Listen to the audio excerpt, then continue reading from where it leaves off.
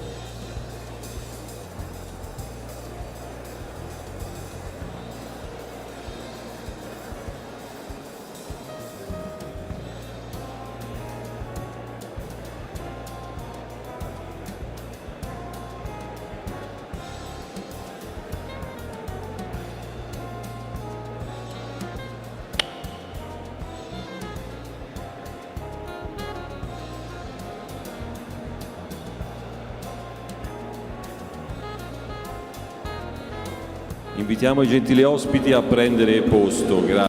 Please take a seat.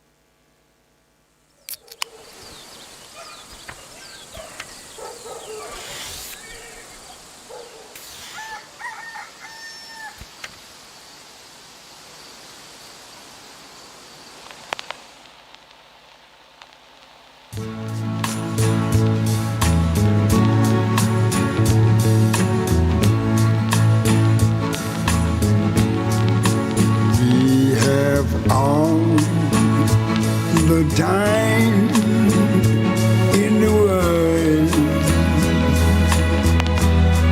time enough for life to unfold all the precious things love has in store. We have all the time in the world just for love, nothing more, nothing less, only love.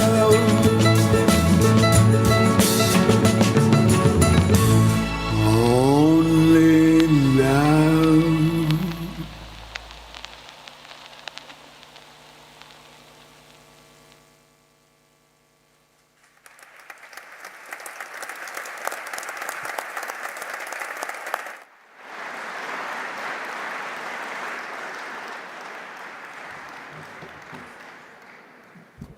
Buon pomeriggio a tutti. Good afternoon to everyone. Today it's a great celebration for the consortium that is, got finally to the 100-year anniversary, and it is a great joy for us to celebrate this important event in this wonderful location, which for us it's really a matter of identity, because the black rooster is one is actually painted on the coffered ceiling as painted by Vasari almost 500 years ago. Before giving you a short introduction about the themes of this event, I would like to share with you some greetings.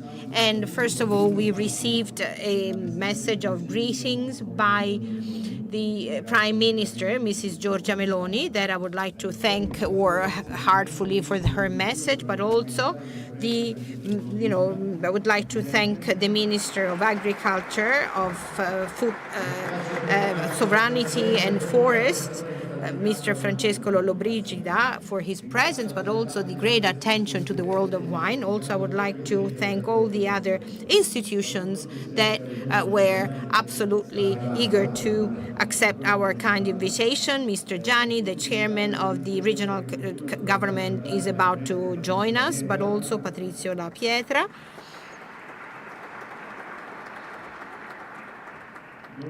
But also the MP Emilio Carloni, who is part of the Chamber of Deputies of the Italian government, and also thanks to the prefect of Florence, Francesca Ferrandino, for her presence to this event, but also the mayor, Nario Mardella, for this wonderful hospitality.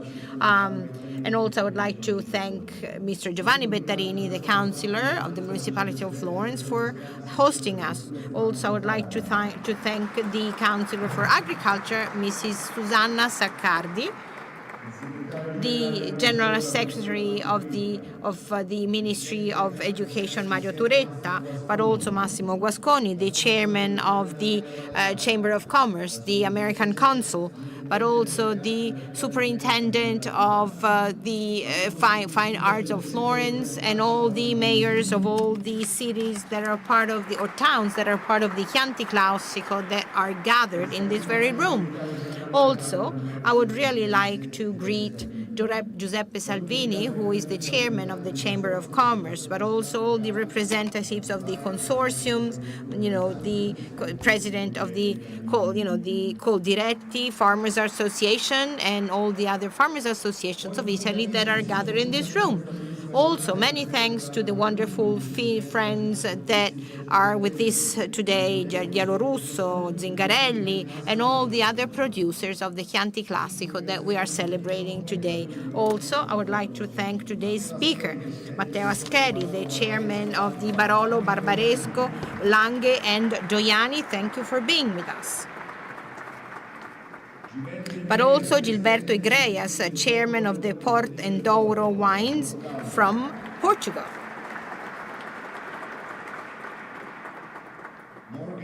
Morgan McLaughlin, executive director of Willamette Valley Wineries Association and Wine Foundation of Oregon. Thibaut Hubert, chairman of the Confederation of the Denominations of Bourgogne, France.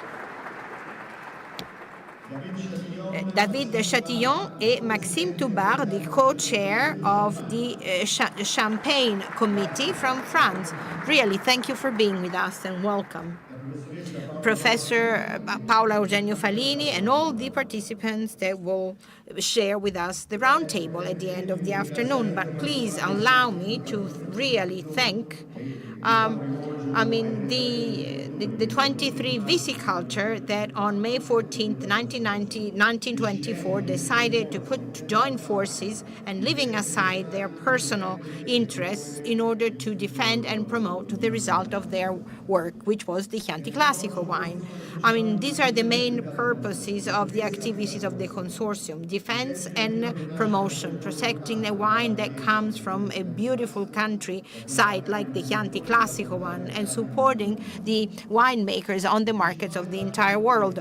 The common traits among all the founding fathers that can be found in all the members of the consortium over the years is that, in addition to love the Chianti area, there is another thing that joins them, that unites them, because that was something that took place during the entire life of the consortium. Their ability of being clairvoyants, of really looking far in the future, because they created a common house in 1924, and they decided to have the Black Rooster as their identity brand, such a visual identity brand that has always been the symbol of the Chianti area, connecting forever the wine that was made there to the territory. And this is something that has to be highlighted. 100 years ago, they already had this wonderful and modern idea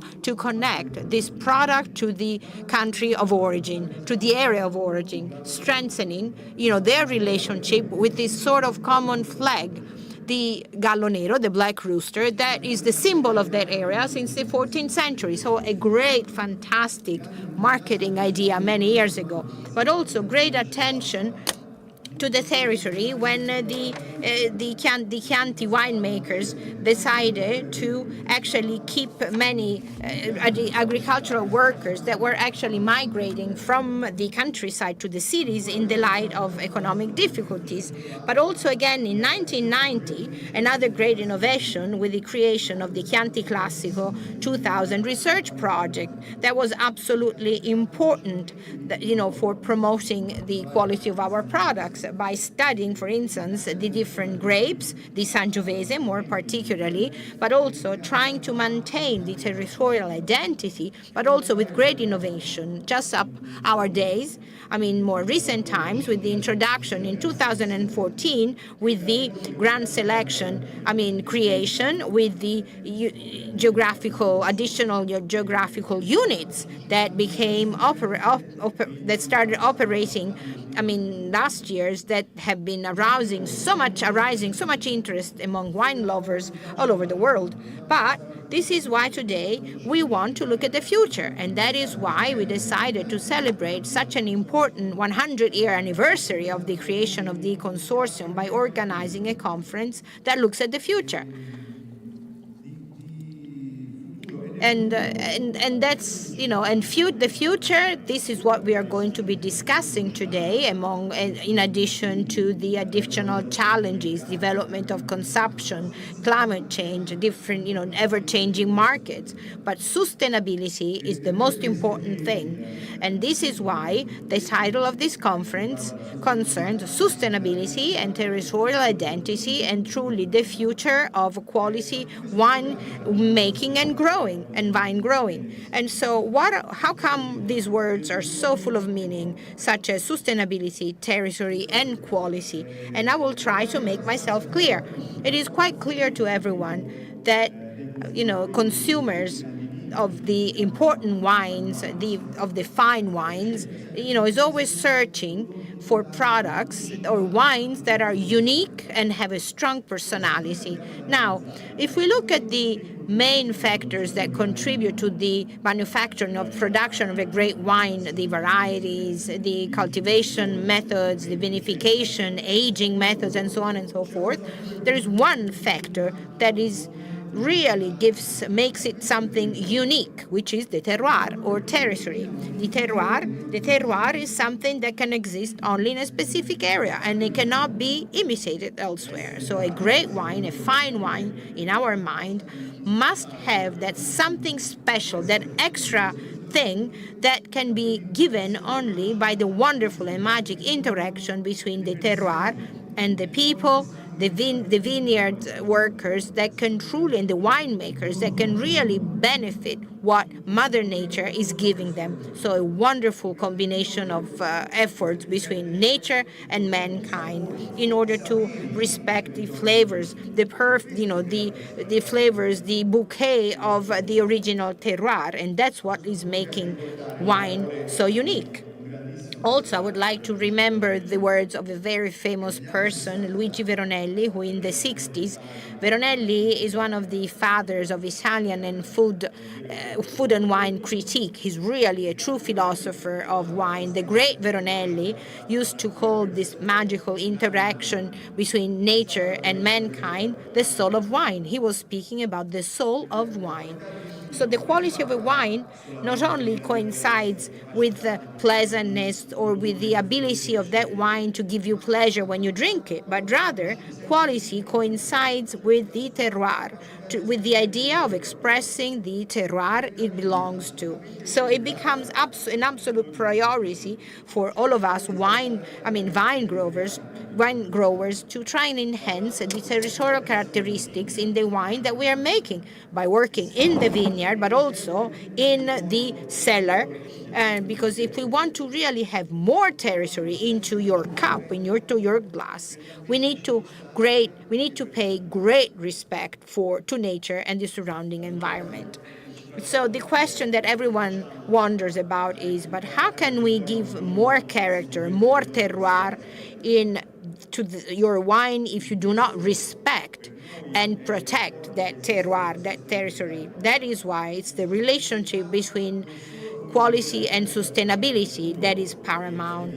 Sustainability not only because in terms of how to face the future in terms of environmental respect, but also in order to improve the quality of our wines. So by definition, a productive activity is sustainable when it respects natural resources such as soil, water, air, animals, and has the ability to repeat over time by becoming a sort of a continuous activity. So if we want our children and our grandchildren will have the same opportunity as we had, maybe to do one of the most wonderful jobs in the world, which is to be a vine grower, and they will be able to produce the best wines in the world, the great wines. We need to really work hard in order to cut down as much as possible the impact of our farming activity on the environment. Believe me that all the Chianti's vine growers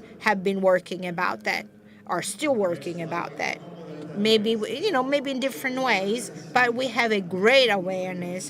All the Chianti producers definitely commit to become increasingly respectful of the environment. But this is the same pillar of sustainability. Everything starts from environmental. Is trying to implement innovation, sustainability, sector by sector, through regulations, through guidelines, as you do within the consortium. But we also have to enhance the product without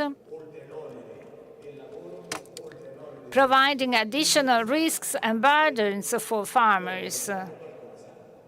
So we have to support farmers, and therefore we have to make reference to someone who carried out such an activity without any problems and failures. Consortium paved the way to new activities, and sometimes the consortium is synonymous of wine. I do appreciate these products that are tightly connected with history, countryside.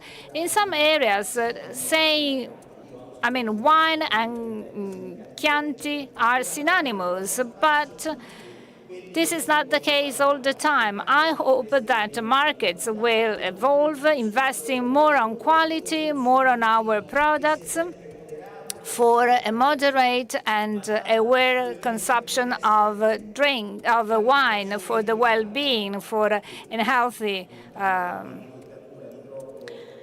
diet and lifestyle. So sometimes we have to be careful because sometimes our wines, our cheese are criticized. But I'm a man coming from the countryside. I'm pretty simple. But in Italy, the life expectation is one of the best ones, and probably our way to drink, to eat has an impact on that. So sometimes we face misleading labeling, and that has an impact on trade activities. Nevertheless, I share all the introduction and thanking that Mr. Manetti anticipated. In particular, I do agree with the idea of guardians of the land, of the countryside. I do support the mayors who work very hard in order to manage all the activities with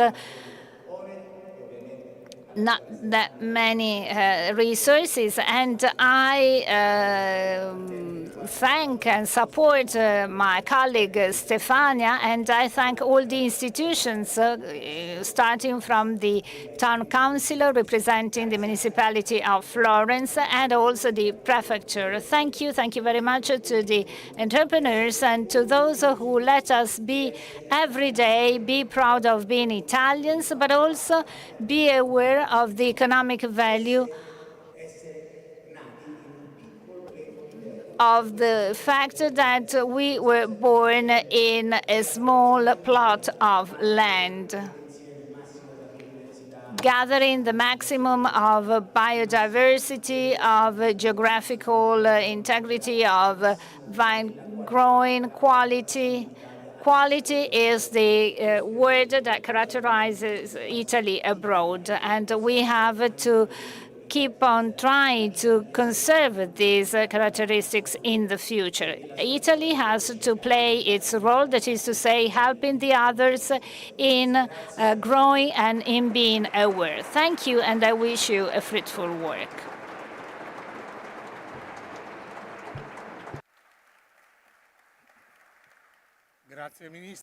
Thank you, Mr. Minister. Now we have the intervention remotely by our mayor, Mr. Della. Dear friends and colleagues, it's an honor and pleasure for me to welcome you for this historical event in the Salone dei Cinquecento, celebrating the 100-year-old anniversary of the consortium. Unfortunately, I couldn't attend for previous engagements, but I do thank my dear friend Mr. Manetti, all the representatives of Consorzio Chianti Classico who celebrates his centenary. And this is a long story that started with the black rooster that Vasari depicted in one of the pictures that you can admire in this Salone dei Cinquecento. And this is a way for this symbol to link the production with the countryside and with the strength of Chianti Classico, that is to say, innovation, because Chianti Classico Consortium has always developed values by innovating, by looking ahead. During my experience as a mayor, we carried out several initiatives. We went to Champagne, a twin region of Florence, and Hence, we promoted our Chianti Classico together with another European product, champagne, which is as important as Chianti. At Stazione Leopolda, we organized several initiatives related to visual arts. Last but not least, the system of Villa Farms Chianti Classico is officially candidate to be included in the list for the UNESCO Heritage. I will continue to work so that this application will be accepted.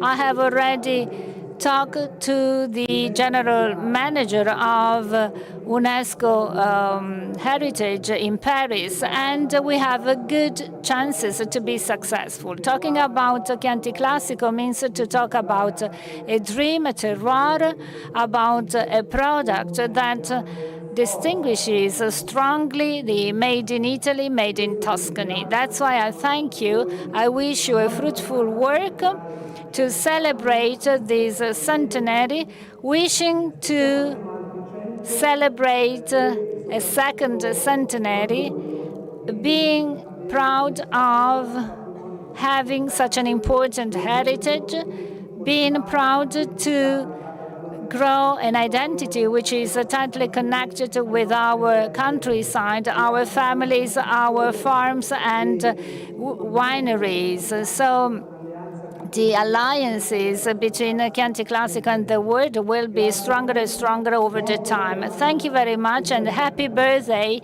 and viva Chianti Classico.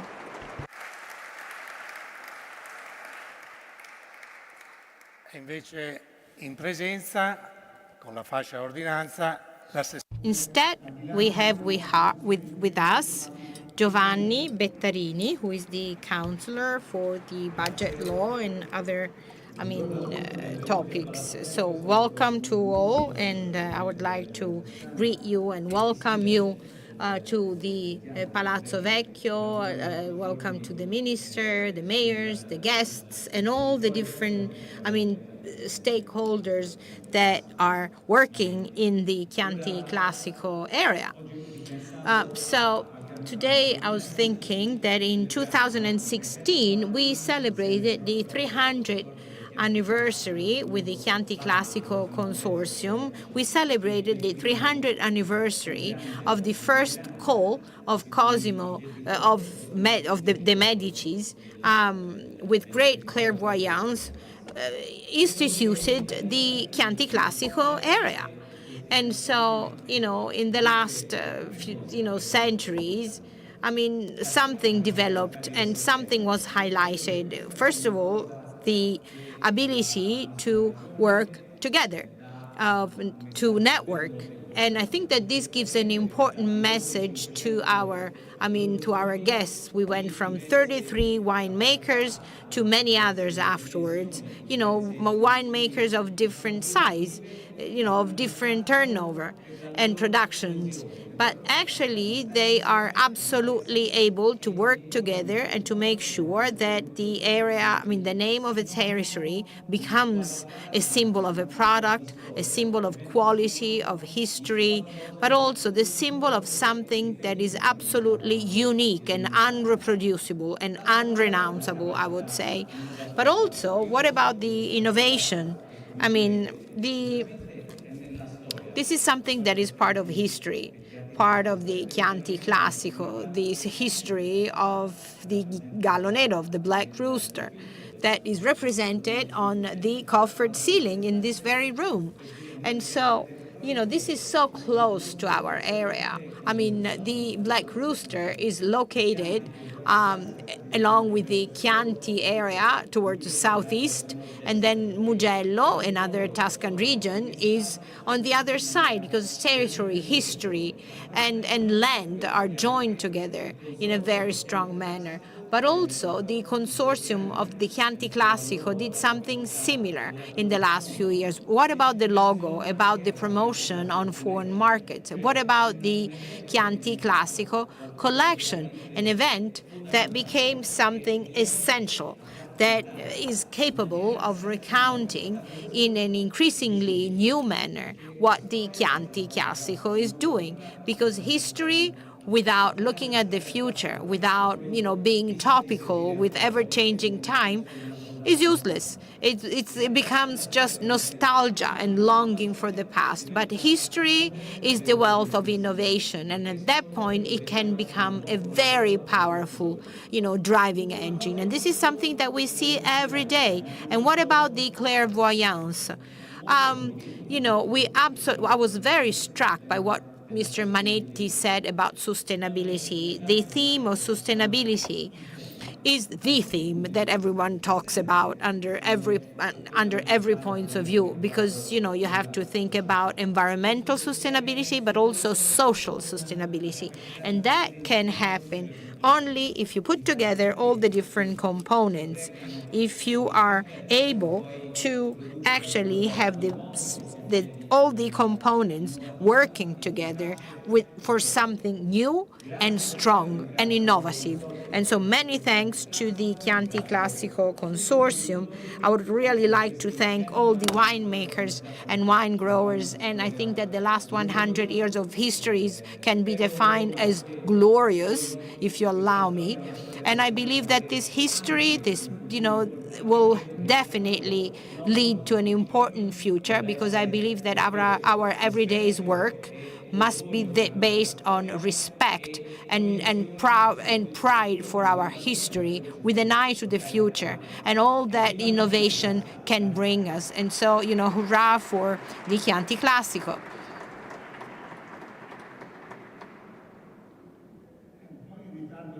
Well, Mr. Gianni, the chairman of the Tuscan regional government, is unfortunately running a little late, but he, when he will get here, we'll give him the floor. I would like to say something about the Chianti Classico and share with you a few thoughts.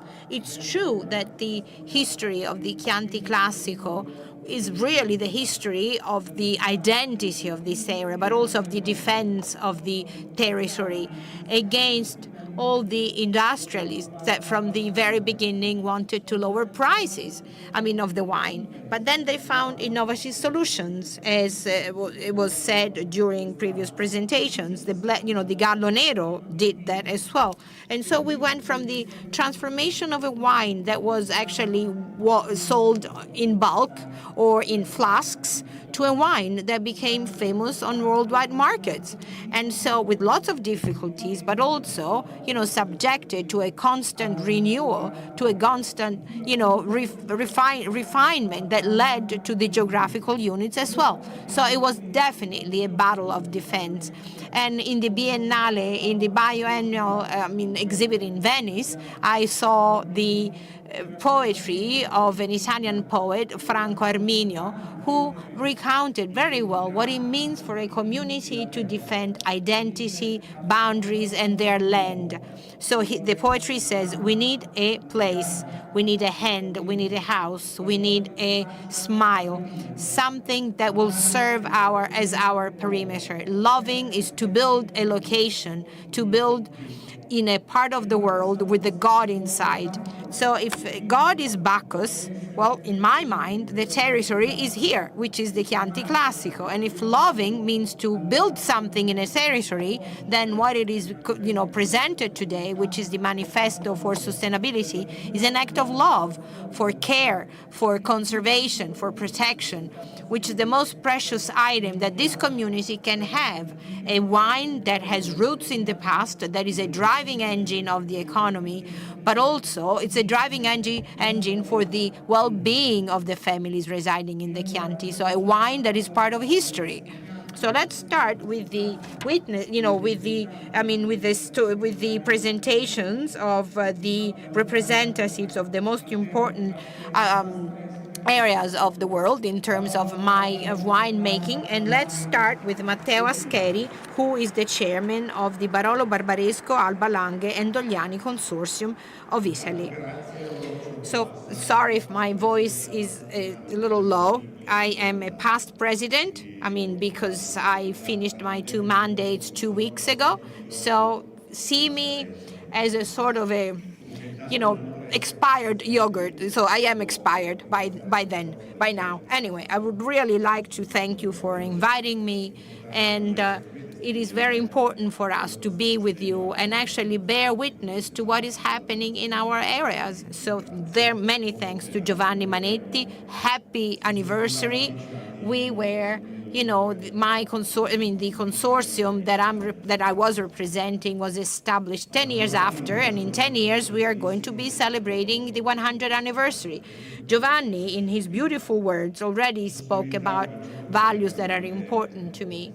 Sustainability, the term is something that I find bothersome. Maybe we should speak about respect for people, respect for nature, respect for the workers that work in the vineyards, and respect for ourselves as well. The concepts that we tried to develop in the last few years are these.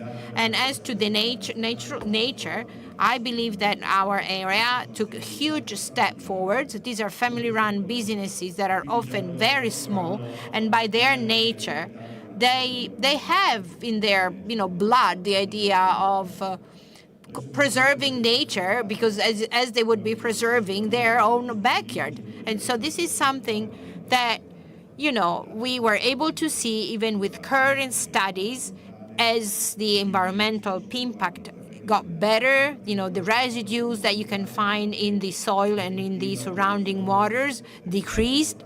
And so we started measuring environmental impact in our areas. And this is this is the first concept. And then after that, I thought that perhaps we could do something better and more important. And first of all, promote research. And so we are funding research projects as to assisted wine growing that will definitely have an impact in terms of the reduction of pesticides being used in the vineyards. And so we decided to fund some studies at the national research centers and in several universities, and the results will definitely come in a few years. But anyway, there is something else. I think it's fair that everyone thinks about the impact provided by our vineyards. Everyone thinks about biodynamic, organic, winemaking. But if you look at the data, if you see that, what is absolutely green or organic winemaking, it's only 16%. But most of our companies can be considered as organic producers.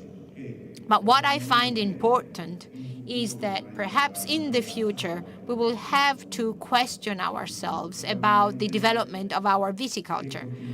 If we are going to have a number of more limited vineyards, the environmental impact will be less, because if you support biodynamic, organic, well, of course the impact will decrease.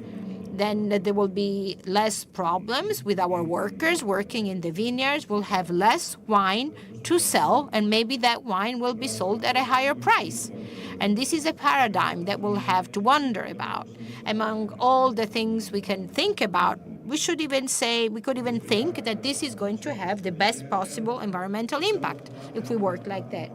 But we also worked on logistics of our wine bottles in the territory. So in addition to managing the vineyards correctly and the wine cellar correctly, we also have to consider the environmental impact of our trucks, polluting trucks and tractors and everything crossing through our territories that have an impact on the food and beverage, tourism that love to visit our areas. So we decided to lower this impact as well. We promoted a project called Ecolog, which aims at decreasing the number of heavy vehicles in our areas, so that in order to cut down their exhausts and the pollution coming from these trucks, thus promoting wonderful cohabitation with the tourists.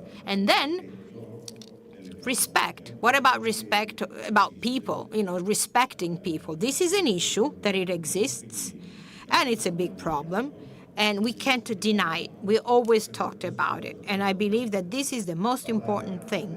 You need to speak outside, but also inside. I mean, you need to speak outside of the consortium, but inside the consortium as well, because you have to make people understand that, you know, we live in a wealthy area, and we need to have a better relationship with our workers, with our employees.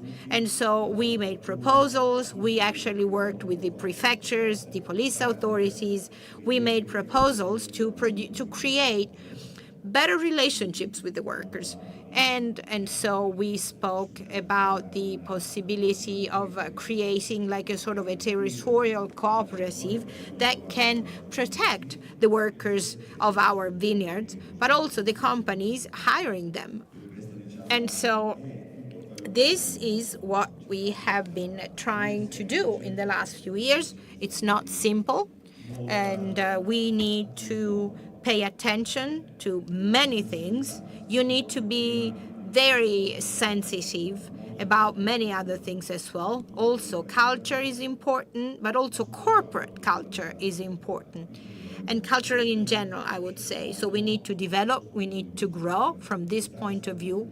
We need to become what we are already in terms of quality wines. We can already express our quality in the bottles of wines that are going all over the world, but we need to get even better in our, backyard.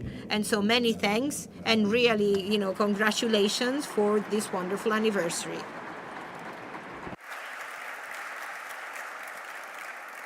Allora, adesso andiamo in Portogallo. Now we go to Portugal with Mr. Gilberto Igrejas, President of Port and Douro Wines Institute in Portugal.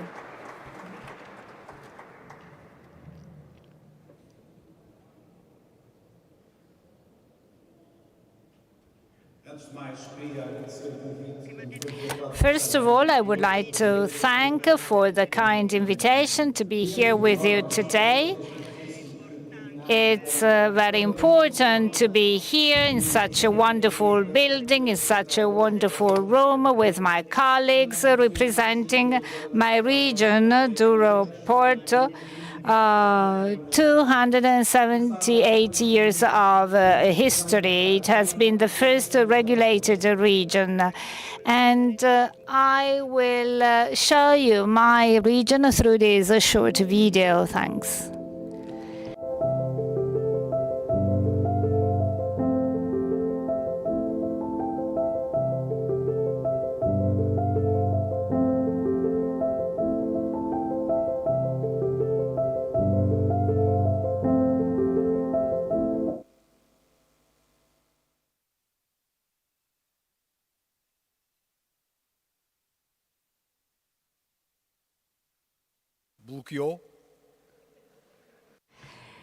There are some technical problems related to the video.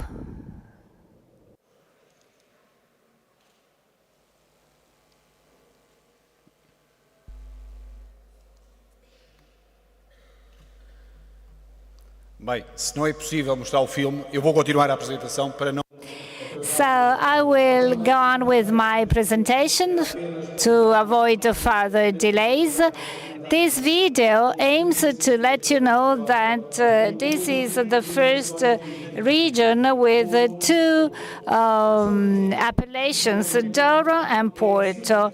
Our mission is to certify, protect, to promote, and to regulate the two appellations we promoted commercially. So our institute is based upon important values. To certify, we make reference directly to the Fish and Agriculture Ministry in Portugal. Our region covers 41% of the total amount of export of wines and 60% of all the DOP wines. In addition to that, in Portugal, in France, in UK, in Netherlands, in the States, in Belgium, we find the key markets for Porto and for Douro. Canada, UK, and France import our appellations, our denomination of origins. In 2023, 18 million of euros has been the turnover of this sector. The market can double these figures. Mr. President, Mr. Chairman, mentioned the countryside. I also would like to emphasize people continuing working in this area. They enhance these platforms. Douro is a subject in line with the key targets of economic, cultural sustainability. Our region faces some risks in terms of health and safety, of economic sustainability.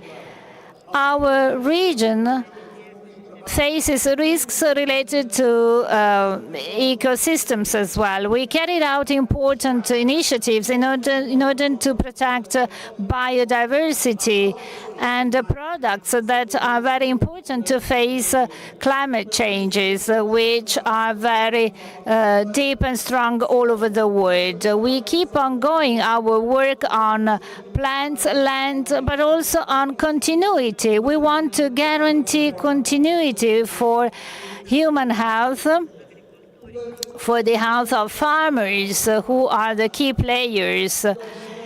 Our work is based upon 4 pillars: life, production, nutrition, and environment. Together with the global development, these are key points for the general strategy of Douro, of our region, that has been accepted in 2001 as a part of the UNESCO heritage. So we want to fight the use of pesticide, of chemical fertilizers. We want to support the European Green Deal as the European Union does. That's why we are in line with the protection of biodiversity targets. We want to cut the footprint, the carbon footprint.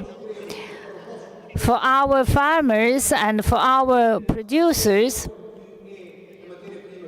we want to improve the raw materials. We want to provide warranties for the supply chain. We want to increase the turnover. We want to cut costs for production. We want to emphasize more and more our connection with consumers, looking for new markets all over the world.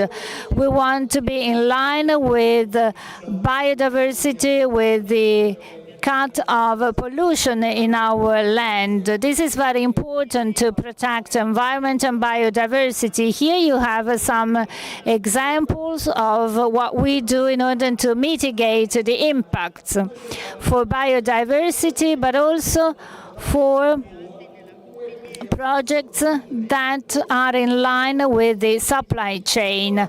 For example, we have IoT probes and sensors that have been IoT sensors that have been scattered all over the region. We are also very careful in using water.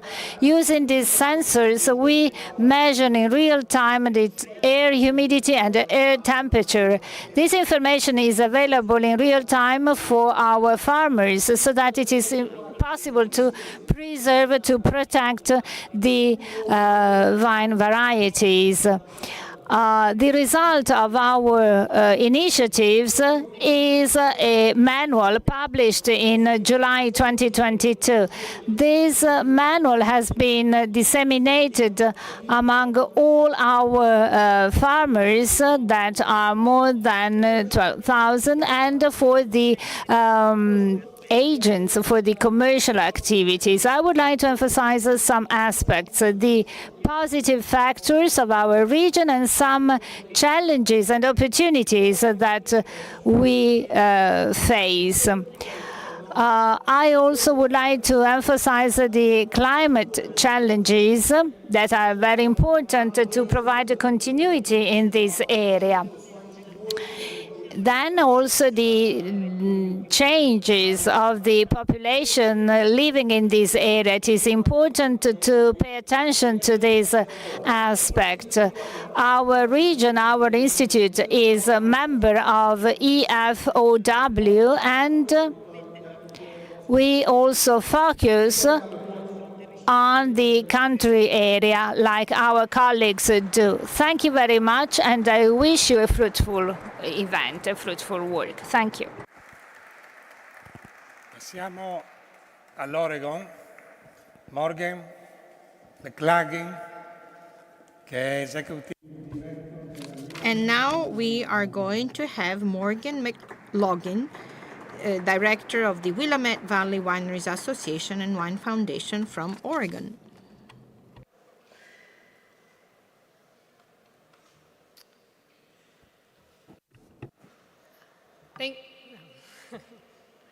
Thank you to the organizers and contributors who have made today's historic celebration a reality. Congratulations to Chianti Classico on your 100 years of success. It is truly an honor to be here among the esteemed global wine community. When Oregon's pioneering wine growers envisioned planting grapes and making wine in the fertile Willamette Valley, they had a vision that went beyond world-class Pinot Noir. They saw something few others did. They saw one of the last great places on earth where the land had not been spoiled by chemicals and pesticides and other harmful agricultural practices. They saw a modern-day Garden of Eden where agriculture in general and viticulture in particular could flourish in harmony with the land and the people who lived there. As one of the last unspoiled places on earth, Oregon represented not just an ideal place for grape growing, it represented a final frontier where wine growers could practice their trade in a biologically diverse and ecologically balanced environment. And they made that promise to themselves and for future generations. They would produce the highest quality wine possible, but they would do it in complete synergy with nature and place their responsibility as good stewards of the land they were given above all else. And now I think it's cue video.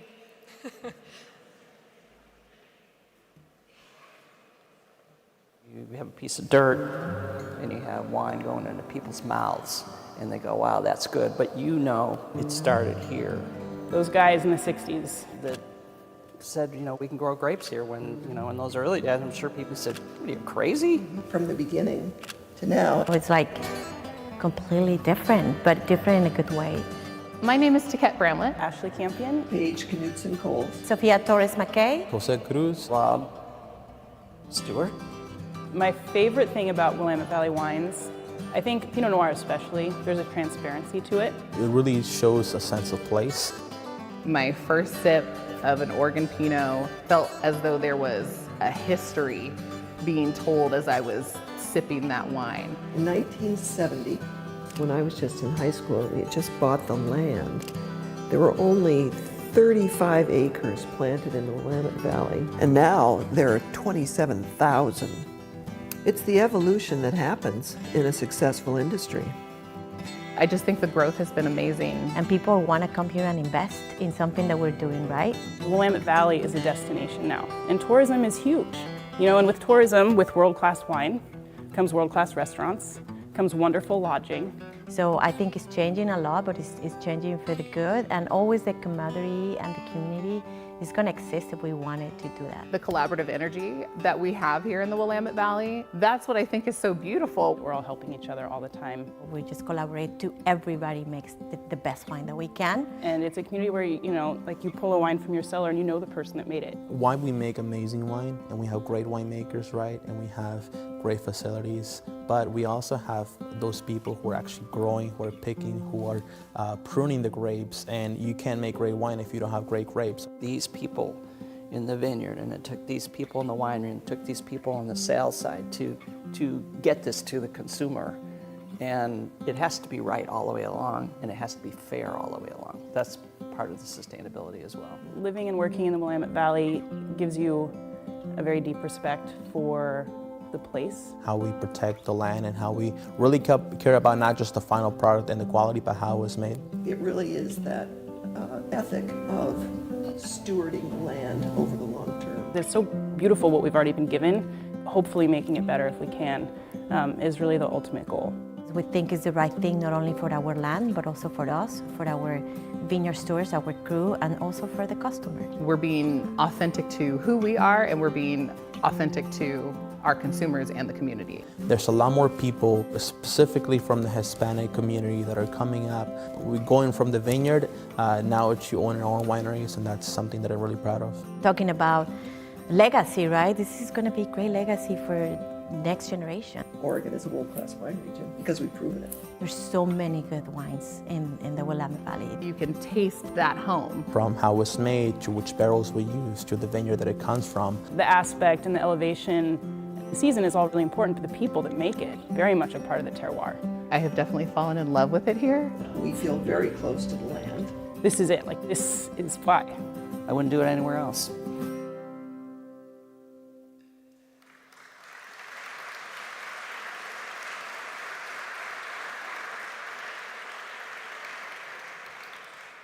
We too in the Willamette Valley are celebrating a special anniversary. It has been 40 years since the Willamette Valley was established as an American viticultural area, so we share in your historic celebration today.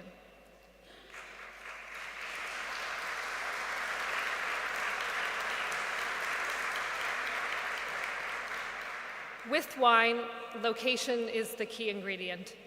Each bottle showcases an authentic characteristic of the soil, climate, and temperature of the region, and the uniqueness of local growers and winemakers. In 2009, the Willamette Valley Wineries Association joined the Declaration of Place, the Declaration to Protect Wine Place and Origin. The Wine Origins Alliance works collaboratively to ensure place names are protected and not abused or miscommunicated to consumers. In 2021, the Willamette Valley wine region was officially recognized by the European Union through Protected Geographical Indication Status Approval. It was the culmination of almost a decade's work. Among the US wine regions, only Napa Valley and the Willamette Valley have this distinction. Oregon has long been a leader in environmental stewardship.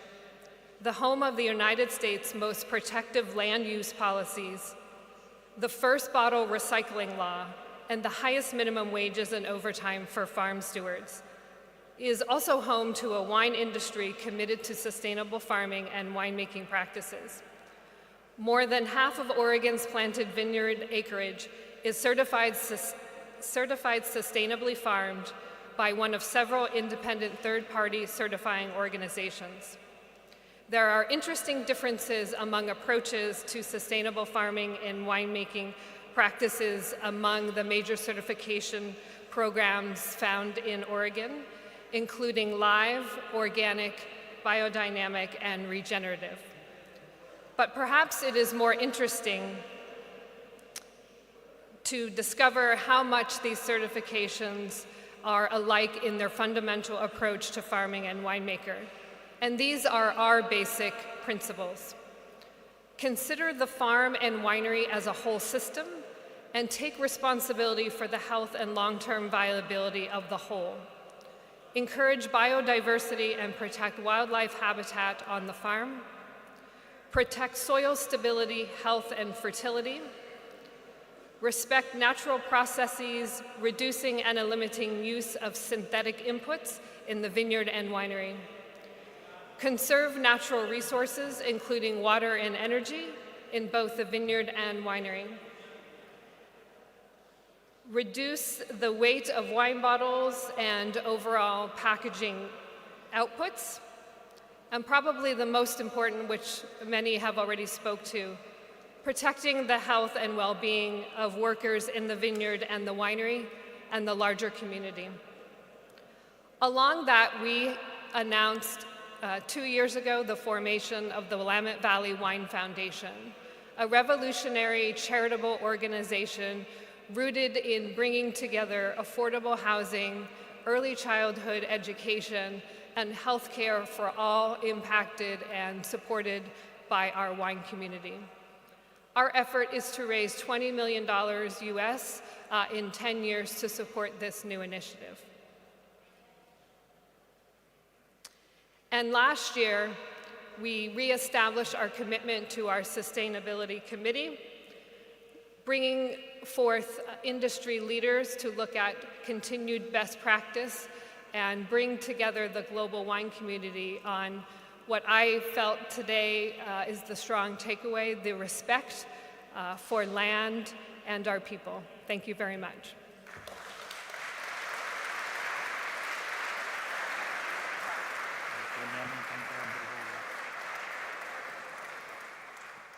Allora abbiamo il piacere della Borgogna di...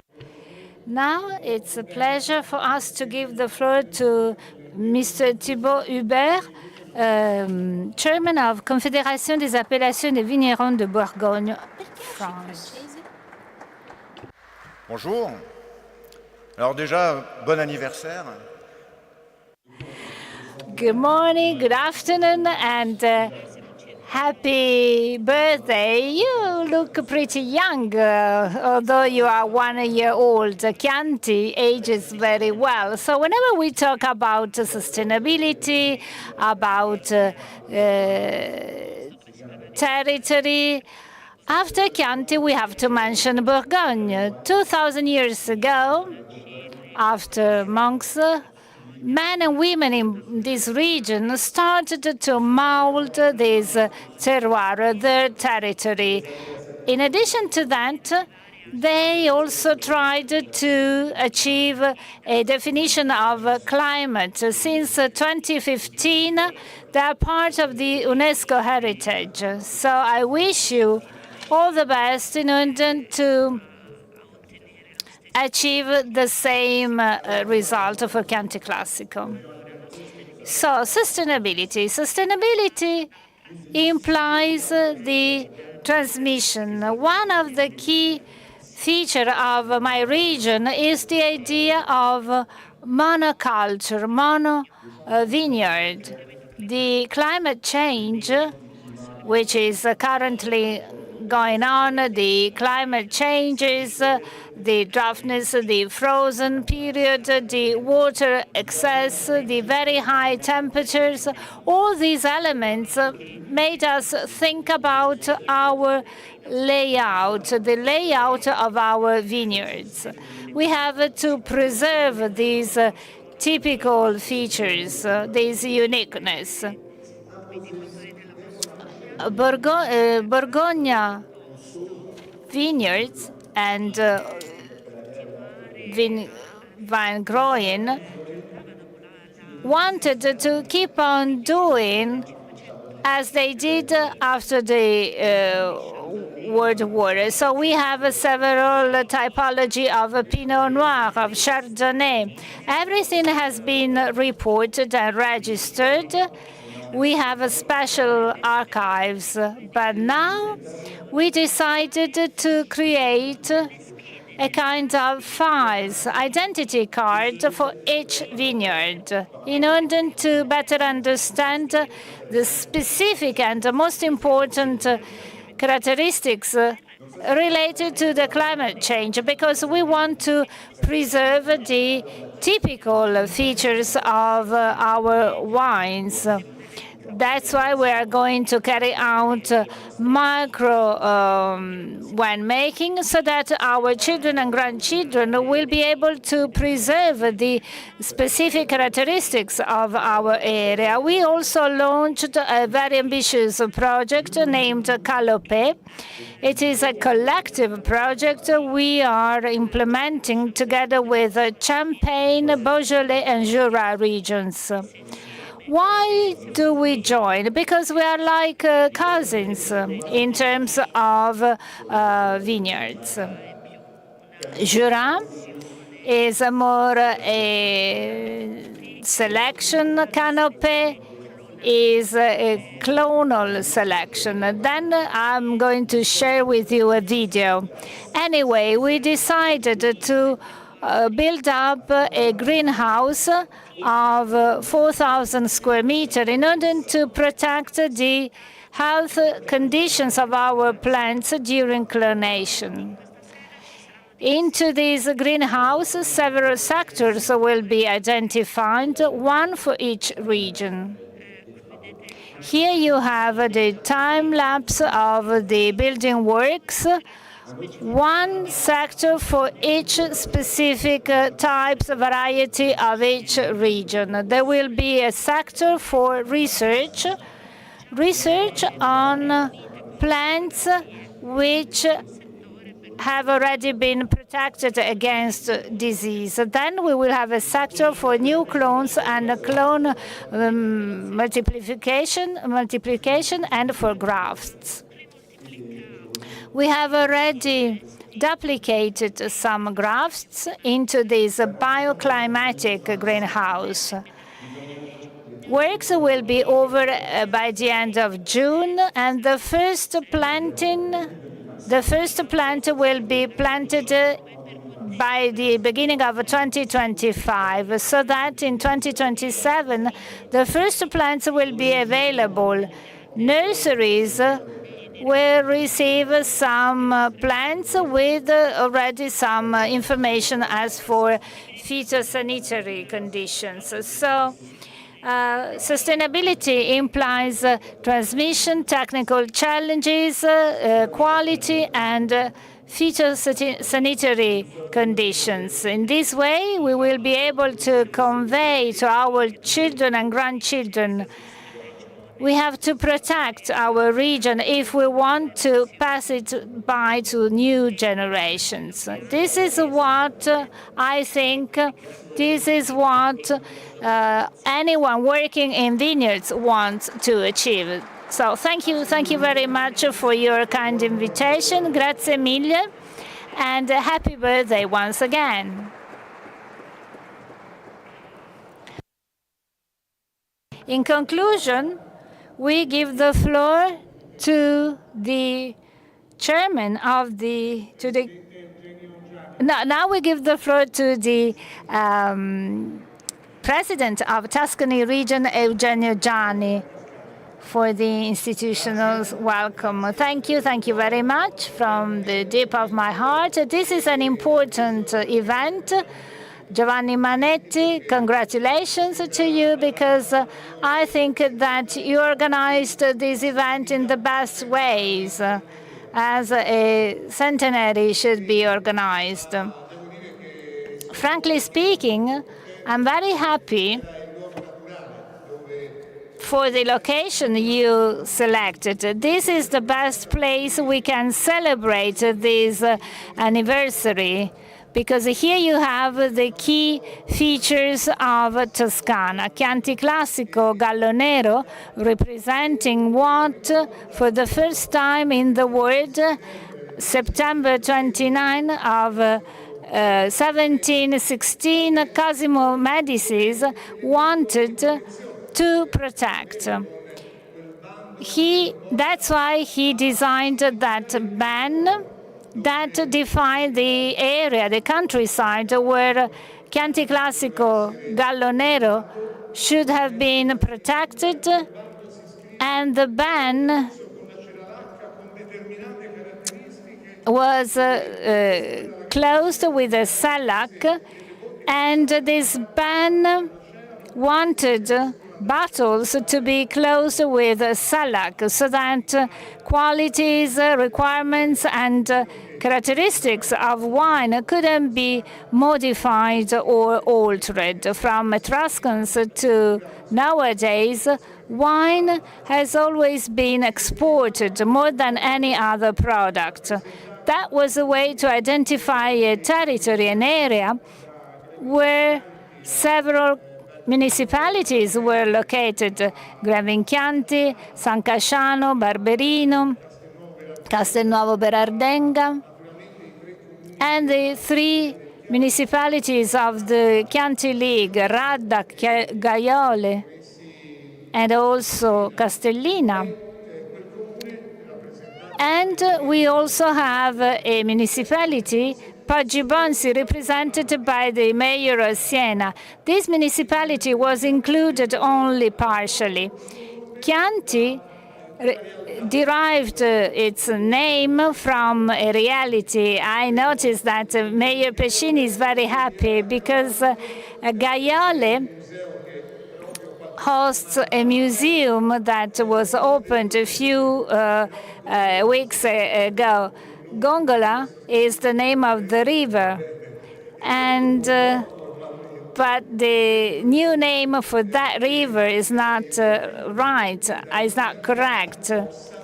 I will suggest that the river, giving it the name to the wine, will be named as it was in the past. So here in this hall, you have all the key features of the Tuscany. You have 16 panels on the walls representing the provinces of the Grand Duchy of Tuscany.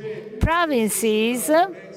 Here above, I have Prato, Pistoia, Pescia, the Pistoia Mountains, the lower Valdarno. Then we have Fiesole, Mugello, Casentino. Down there you have some references to the second panel that is devoted to Chianti and its real estate. So this is the skyline of the original Chianti League, that is to say Radda, Castellina, and not Gaiole, but Broglio, which is included into the Gaiole municipality. Bettino Recalzoli, who was president of the council twice, he was very proud to come from there, and he was present when Florence was nominated capital of the newborn nation. Here, that was the headquarters of the Italian parliament, and Bettino Ricasa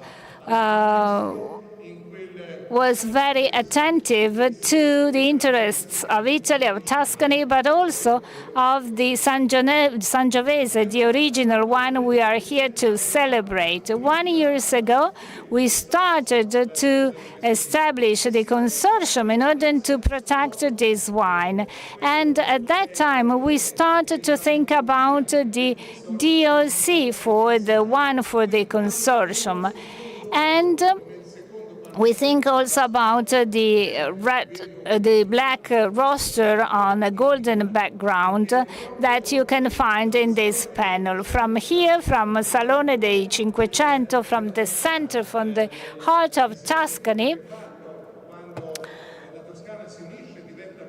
when Tuscany became a Grand Duchy under Cosimo de' Medicis, well, here we can remember at best the main features of this region in order to protect Chianti Classico, following the modern laws as well. Cosimo III, here in this panel in the middle of the hall, you have the apotheosis of Cosimo. And around it, we have the stem of arms, the coats of arms of the arts and jobs, because you have an angel with a crown, but surrounding you have the symbols of arts, of activities, of businesses, of the economy. The message is, I am a Grand Duke because I have the power, I have the economic power. And that's why it goes without saying that the link between the city and the countryside has to be depicted. According to the legend, the black roster started from Florence, but he was puzzled because he had a hook on his head, so the roster didn't sing in at the right time. That's why the boundary was not in between Florence and Siena, but Chianti was included into Florence area, the Florence province.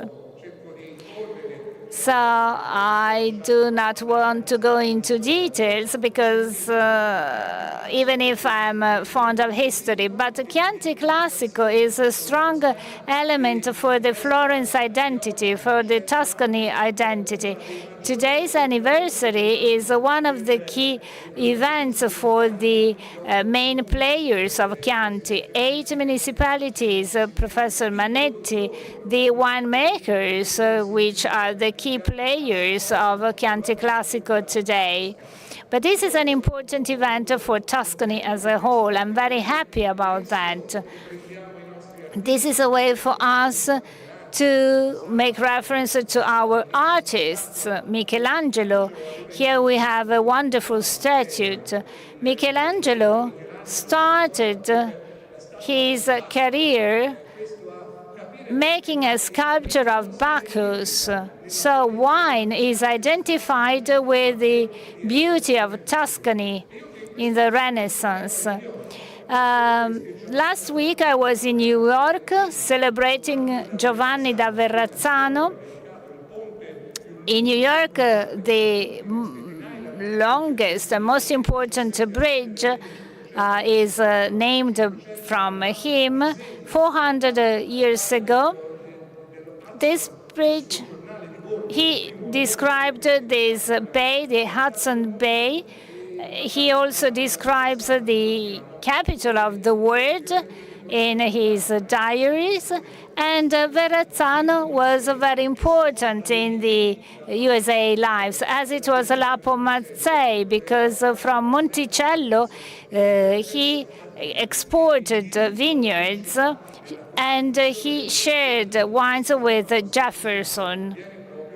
So Filippo Mazzei was proud to share this wine Chianti together with Carmignano, with Valdarno Superiore, with Pomino, the 4 typologies of wine. This is the first appellation in the history. So 100 years after the establishment of the consortium, we have a new dimension which is fully plunged into history. That's why this anniversary couldn't be celebrated but here in this hall with these beautiful panels representing the position of Tuscany in the world. Thank you very much.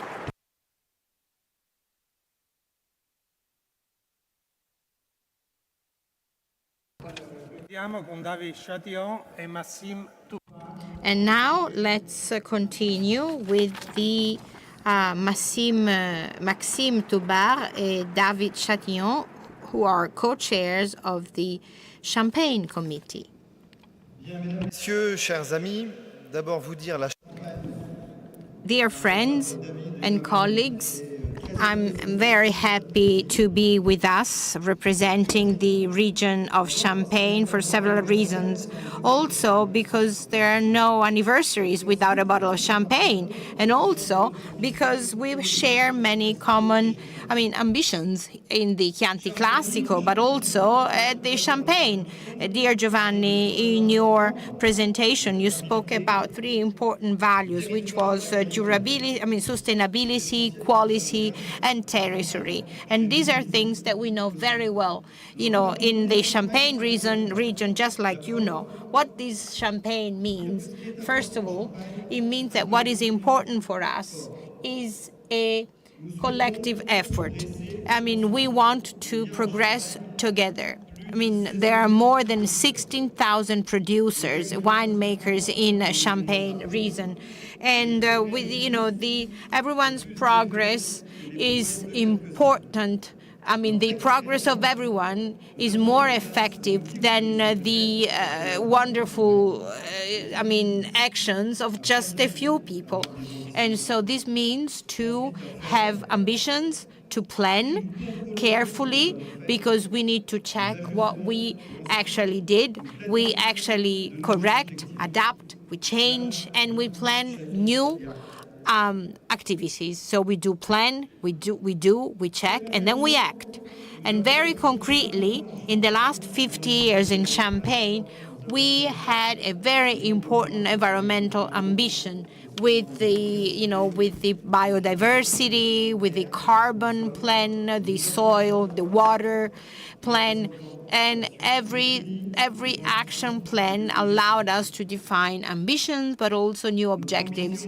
Our ambition in the midterm is to have 100% of our champagne producers to be certified.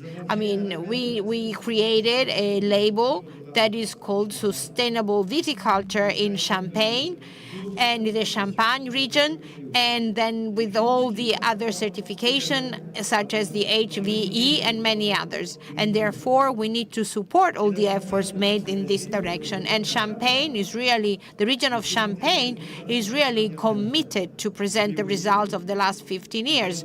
You can see here we cut down the carbon, print of 20% with the bottles. We actually cut by 50% the pesticide and fertilizers, but also we try to cut down 90% of the industrial waste and also 100% of the effluents that comes from our vineyards, but also 70% of our areas are covered by an environmental certification. But that is not enough. We also try to cut down, pesticide, and truly, we also we are the first vineyards for the sexual confusion, because we really try to eliminate all sorts of complications. We also, one of our goals is to have net zero carbon by 2050. And so our ambition is to drive the entire supply chain. It's not just 50% of the vine, of the wine growers or farmers. We want to have them all reaching the same, objectives. And actually, we have we are two co-chairs. And now I'd like to give the floor to my colleague, and I wish you a wonderful anniversary, and we'll be happy to keep on celebrating with you later today.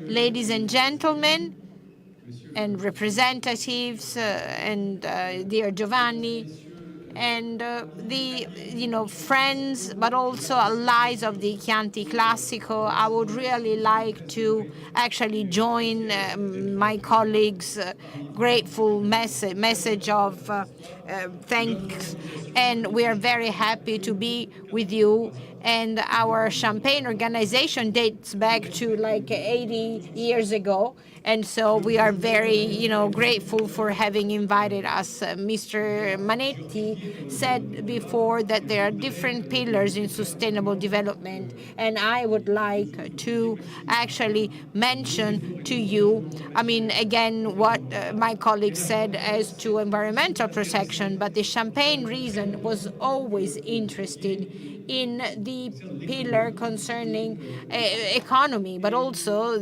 social cohabitation. And I can tell you, I am very proud, but also humble in saying that we are trying to create value, because the Champagne region has just a limited production of 0.5% of the entire vineyard surface. It accounts for less than 10% of the world consumption of sparkling wines, and we have. But also it is the first worldwide denomination in terms of value for over 4 billion euros, and it accounts for about 30% of the value created by sparkling wines in the world, and we are present in over 200 countries. So what was always very important in my area, because President Manetti mentioned it, no company can can develop if they are not economically viable. I mean, we always made sure that these values created on the markets are also divided equally between all the stakeholders of our supply chain. So we have 90% of the wine grower produce the grapes. And so we have a strong interdependence between these two professional family of the vine growers and the winemakers. And so it's important to have an important cooperation with the vine growers, and the cooperatives need to have high quality grapes. And so in our interprofessional decisions, we also make sure that when it comes to buy grapes, well, they are, these are contracts and agreements that last several years, and they try to also share part of the value, because the vine growers are going to be paid a certain percentage of the final bottle. And these are very important subjects, because we are very careful to make sure that France and the EU can allow us to continue this method of work, because we believe that this is part of the Champenois balance. And like Thibaut said earlier, we became part of, we were recognized on July 4, 2015, just like the Bourgogne area, as part of the World Heritage by UNESCO. We were finally approved as World Heritage, and it is part of a long history that allowed the people from the Champagne region about their incredible value of their territory. And as it was mentioned earlier, I know that even the Chianti Classico is a candidate, and we'll be very happy to share with you our experience for the application of the candidature, and also what followed after. So many thanks, and hurrah for the Chianti Classico.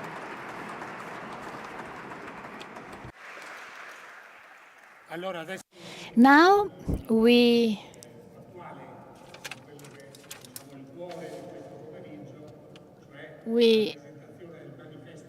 started to introduce the manifesto, the guidelines for the sustainability of Chianti Classico, which is the core of this event. And I give the floor to the manager of the consortium, Mrs. Gori. Good afternoon to you all.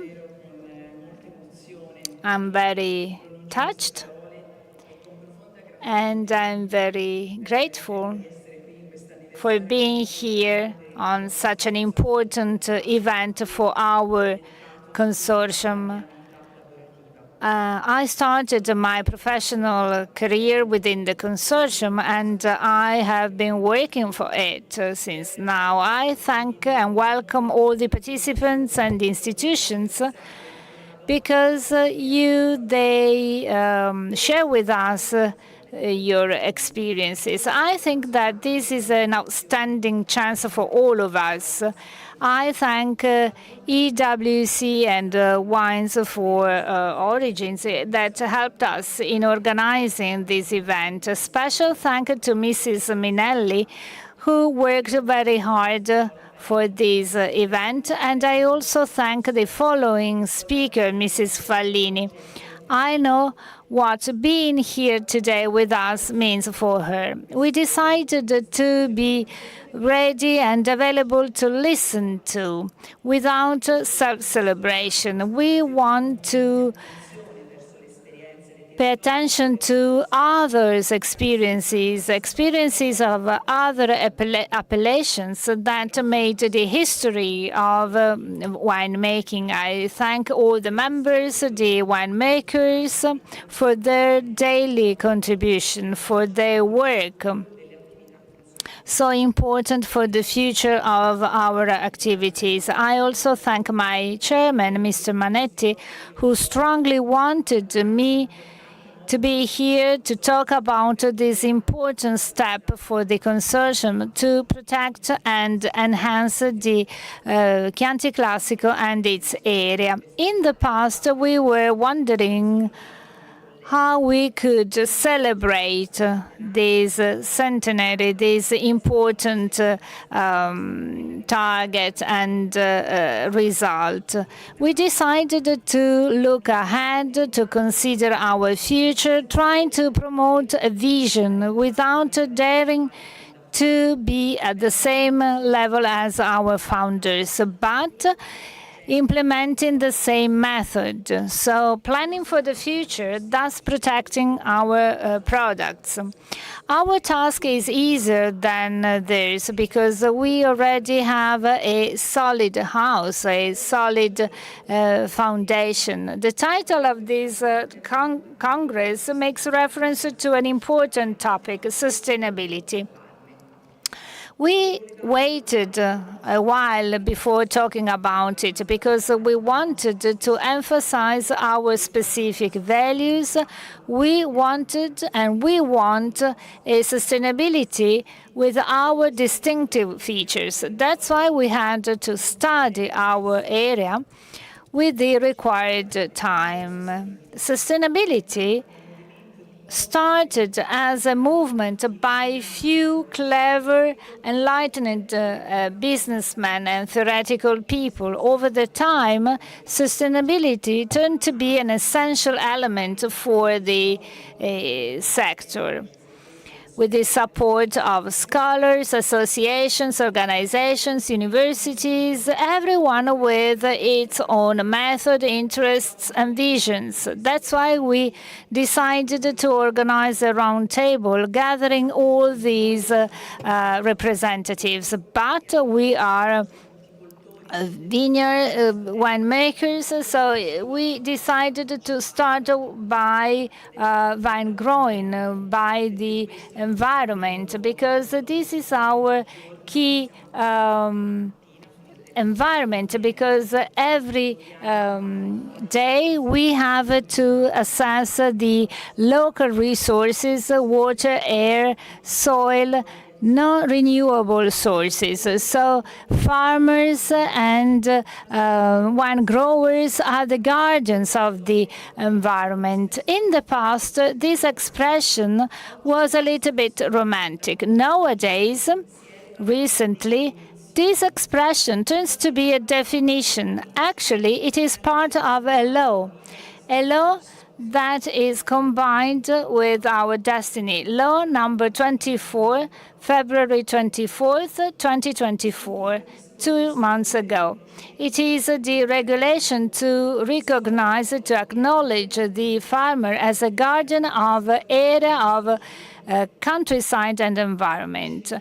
This law identifies our actions and it defines our activities. So we thank the government, and we have here a representative of it. The respect of environment, as Mr. Manetti said, implies the respect for human resources. We are local resources, we are renewable, but we are native ones.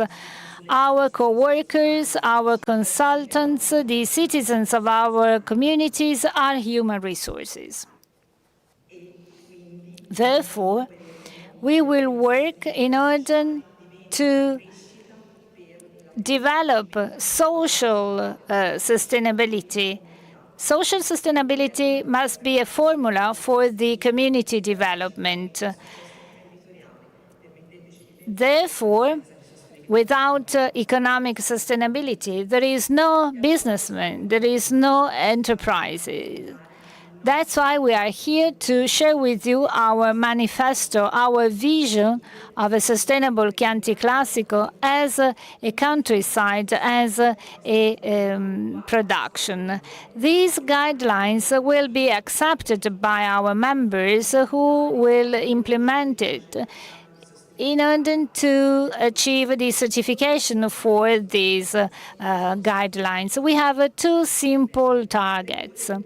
To cut environmental impact by managing the woods, the territory, by preserving potential, landscape, biodiversity, and features. So we have to deal with fertility, health and long-lasting plants, biodiversity as a source of life. These are the aspects we have to focus, and we have not to give them for granted.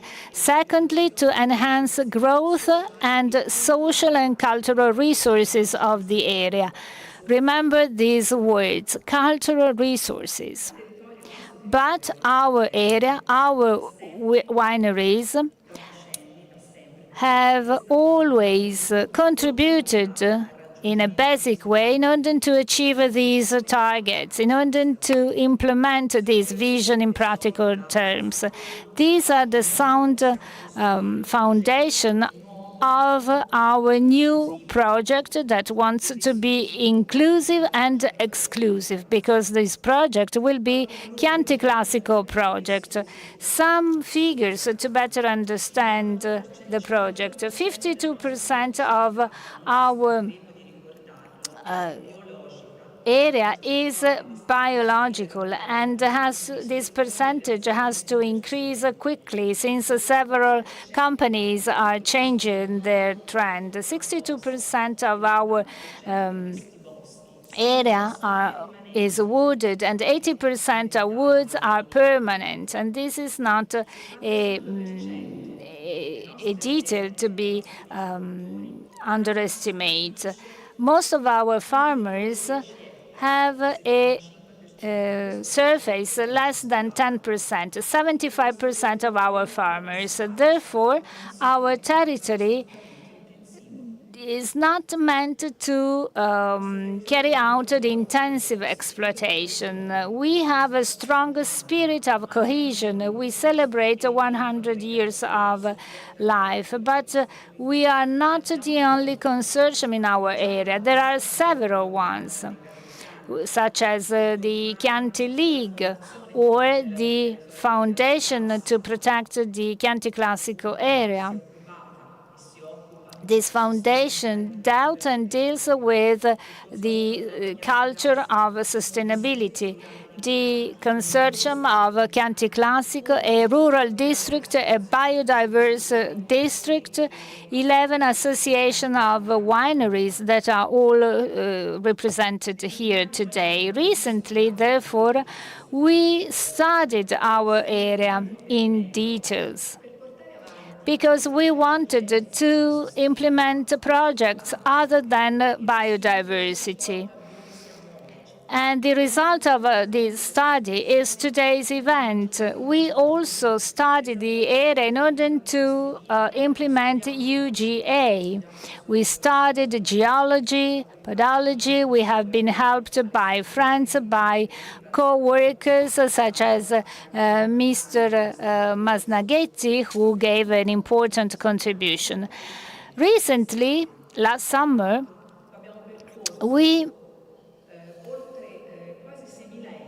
covered approximately 6,000 square meters. We walked through all these areas in order to better understand how we can protect this area against the diseases and the pests. Our target is to achieve the acknowledgement of villa farms for the UNESCO heritage. And this application proves once again that our landscape is beautiful, that every day we commit ourselves in order to protect such an area, such a landscape. I mention figures again. I do not love figures, but they tell us a lot. 341 sites protected, more than 650 registered villas, which overlook mutually It's a rural puzzle protected over the years thanks to the commitment by wineries and farms that want to recover dry walls or unpaved roads. During the latest 50 years, 74% of the land has been preserved by changes. Only 4% is subject of urban activities. This area continued to provide incomes and profits.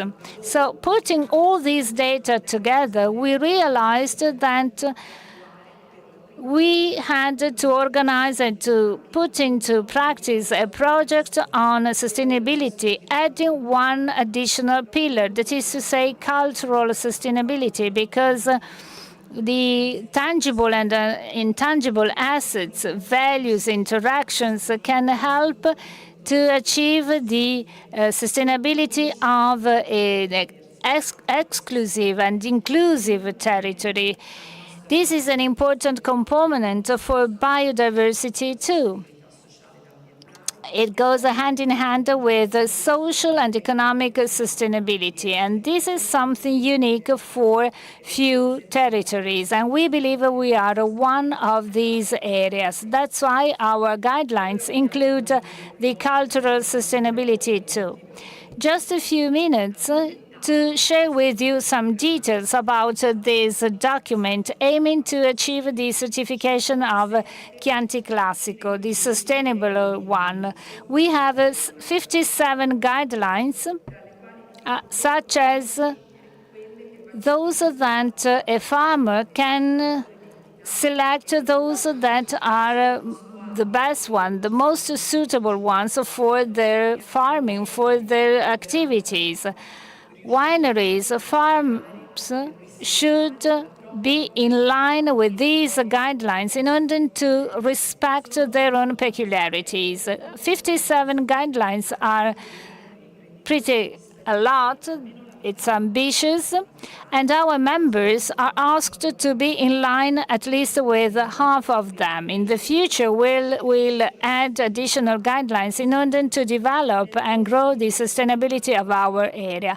We have 3 macro areas. The first one, which is the predominant one, is the environmental sustainability. So our members will not be asked not to use chemical pesticides or fertilizers only. They will also be asked not to use impactful equipment and to use alternative resources. They will be asked also to keep 20% of the rural surface using biodiversity. They will be asked to safeguard water, bees, guaranteeing the presence of plants and trees suitable for this insect, at least for 5% of the area devoted to wine making. We are going to ask to have shrubs 10% and to cover with grass 2/3 of the area, and to use bottles made with 50% of recycled glass. They will be asked to invest in order to recycle materials and to manage the use of water. The second macro area, social sustainability. We strongly want to go behind the laws and regulations that already exist, being the basis of more virtual behaviors for a stronger community, for a district that should be a driving force for change and cohesion. So we want at least 20% of staff, of the employees, should live in the areas of our denomination. equally 20%, at least 20% of suppliers of goods and services should be based in our area. A real social inclusion. And we should also go behind the law restrictions concerning the employment of people belonging to protected categories, such as disabled people or fragile people. And we also have to increase the rate, the percentage of women working in our sector.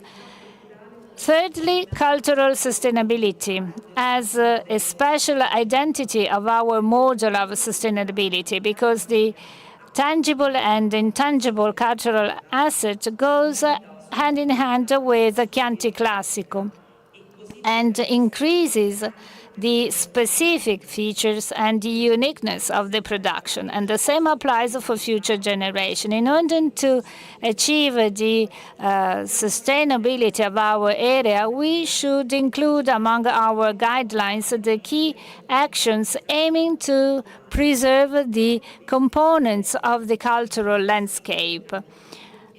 Most of them are object of specific regulations, but we want to go behind that.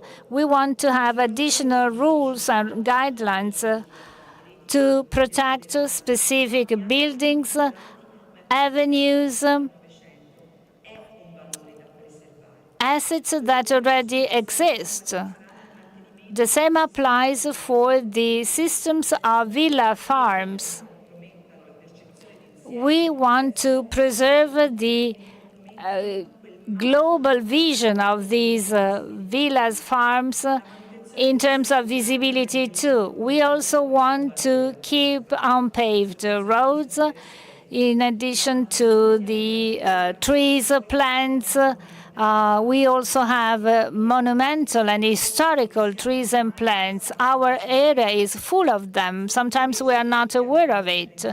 So all our members will be asked to commit themselves for all these points, and through mitigation contributions. We are going to ask them to organize parking areas, rest areas, and to increase biodiversity, to protect not only the environment of our area devoted to winemaking, but also the value of its cultural landscape, which is not so devoted to winemaking.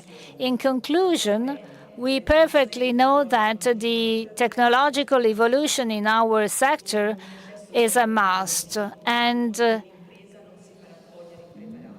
business sector will be ready to do so. Don't think that we are for the happy degrowth. We will be there through technology and growth, but our target will always be to safeguard identity, past, because today we do believe that for us, sustainability means to improve the quality of our wines through the best terroir.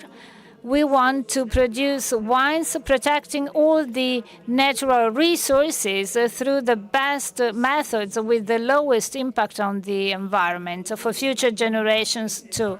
We want to produce wine by protecting cultural heritage, by enhancing our cultural values that our area conveys century by century. Thank you very much for your attention and enjoy this anniversary.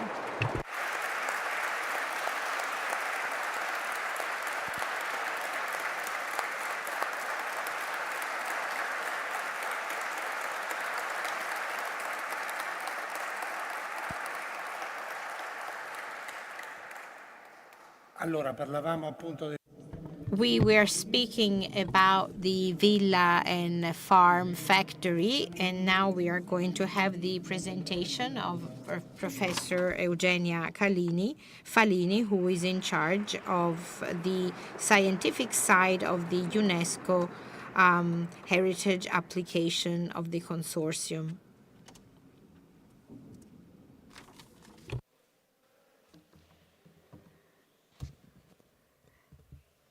Grazie a tutti.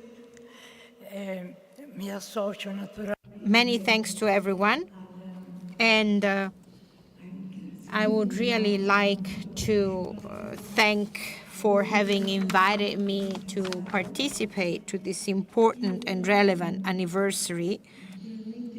And of course,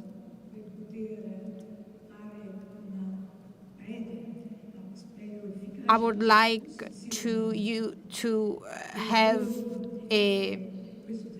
I would like to share with you the values that this territory is expressing thanks to its landscape, highlighting an aspect that was mentioned many times, but that can require some additional definitions. The territory we are speaking about is well known to all of you. It is about 70,000 hectares between two different provinces, Florence on the north and Siena south. And it has a main characteristics that on the one side there is quite a defined boundary that is the mountains, and on the other, I mean, the areas are much more opened, both north but also west, with a very specific geographical shape. So what are the main features of this territory so that we can define it as a sort of a cultural landscape? As mentioned many times, this famous painting by Giorgio Vasari is definitely helping us, or actually helping us in this very room and hall, as to the allegory of the Chianti. And if you remember, like Mr. Gianni was saying earlier, this is a celebration of a place of Tuscany, of a location of Tuscany that is very relevant, that is mainly featured by its countryside, but also it is a location full of strong places. And by that, I mean important places, I don't know, fortified citadels or fortified towns that have a very definite spatial shape. But at the same time, the Chianti area is full of water and it's very fertile. And therefore, it is absolutely able to foster agricultural productions and farming productions.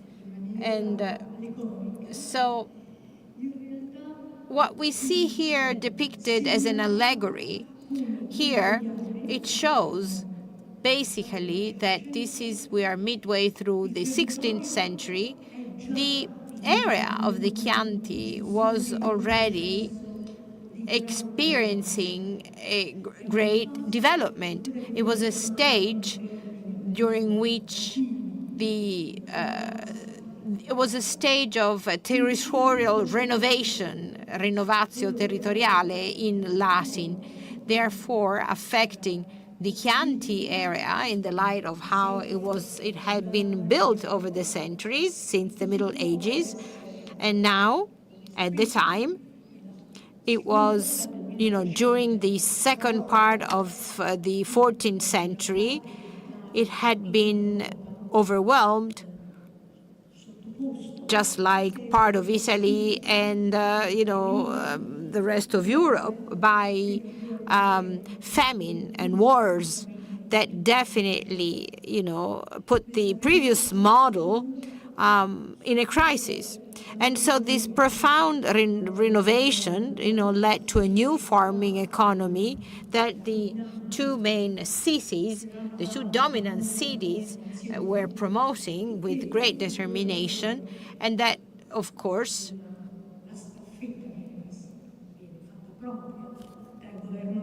the Medici's government supported the Chianti redevelopment as well, as we see here. So this needs to be, there is another aspect that needs to be highlighted, and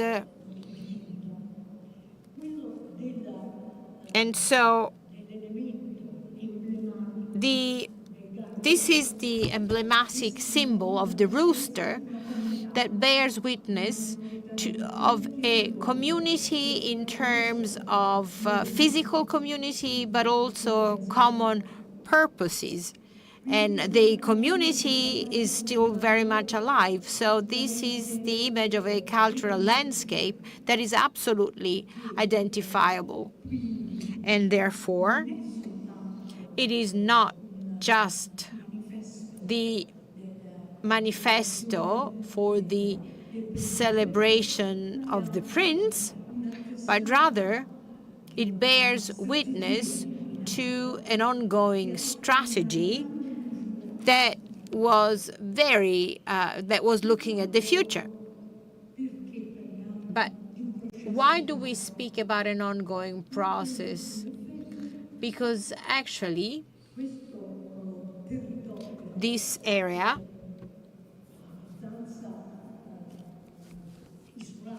which is quite isolated as to the great movements and the large, roads of communication.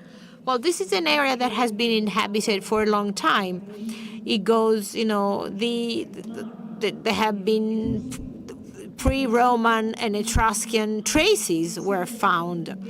Also, there are many elements from the Roman times, from the Romans. But during the Middle Ages, this area definitely was organized in such a manner that it allowed it to become like a reference area. So this is an area full of little squares. The little squares are the fortifications. The road network is quite widespread, as you can see, and also it had a very limited number of small villages and centers that then became the main villages of the area that then were mentioned in the painting of Vasari, that were actually included in the painting of Vasari. So the great change that was experienced between this situation where the inhabitants were living in the small fortified villages, because this area was unfortunately hit by constant battles between the two dominant cities, Florence and Siena. Well, this is, something happened midway through the 16th century. And we can see that from the images included in the precious cartography that were found in the Medici's maps. And so even at that time, the early buildings started being built outside of the fortified villages. And so little by little, the inhabitants started going towards the countryside rather than living in the fortified villages, because the new system that was promoted was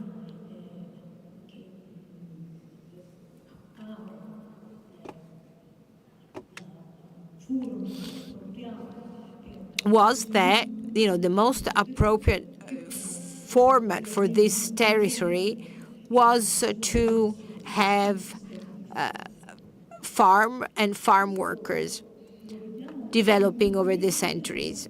And so this is something that we can see also in the historical iconography and we can also find that in half of Tuscany, in more than good part of Tuscany. And so these are documents concerning the properties of the Panzano's factory or farm that used to belong to the hospital, to one of the hospitals of Florence, and and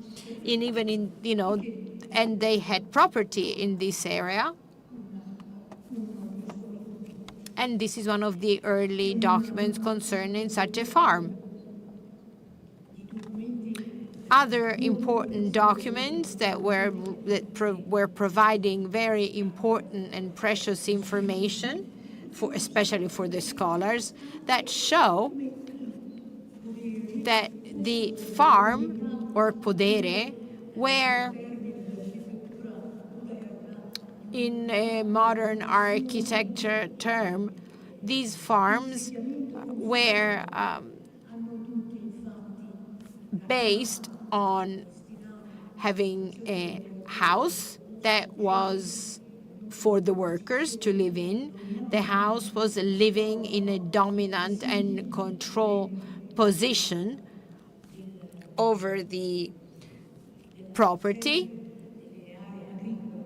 and also over the agricultural lands that they were tilling and working on. And then, in addition to a very precise definition of the various crops, there was also an area devoted to the forests and woods that we can see in this area was quite dominating. And other examples.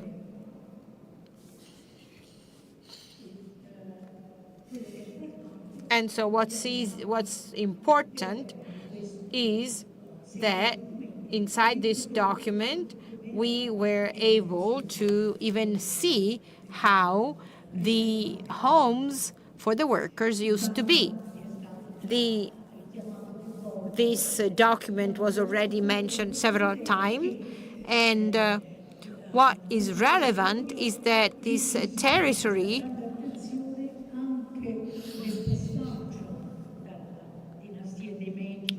continued being particularly important when the dynasty of the Medicis ended and the Dukes of Lorena took over.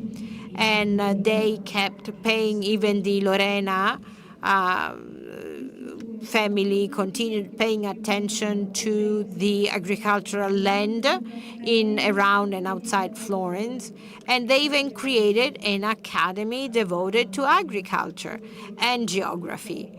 And then, the academy was established in 1753, and it's still ongoing. And with this, I would like to conclude. There is an additional stage that can be opened up and actually took an important turning point in the 19th century, and it was,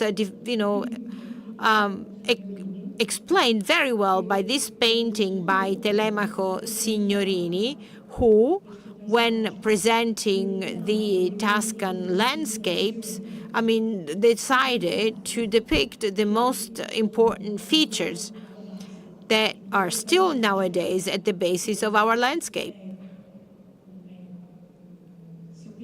That, as you all know, it is still a landscape that has been admired since then by all the scholars, historians, travelers, painters that have been admiring its beauty. Like Ferdinand Brodel said, this is the most touching landscape of the world.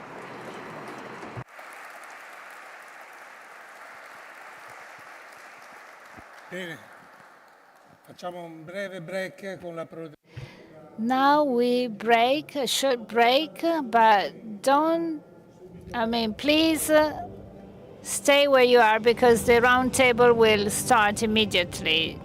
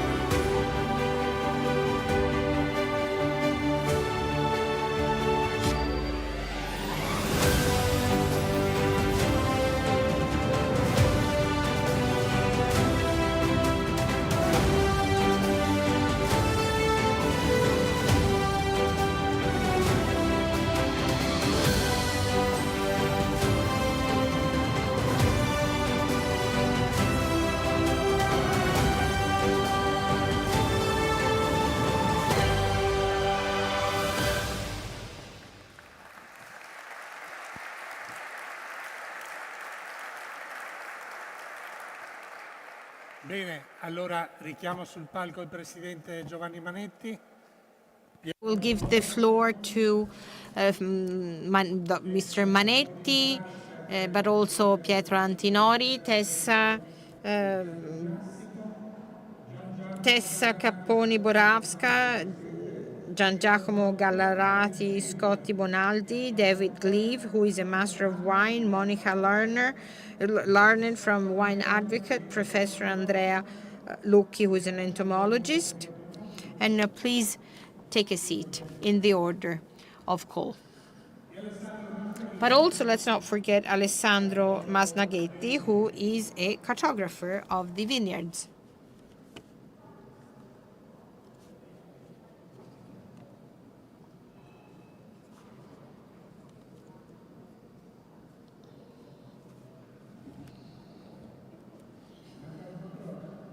I think there is an armchair missing, probably.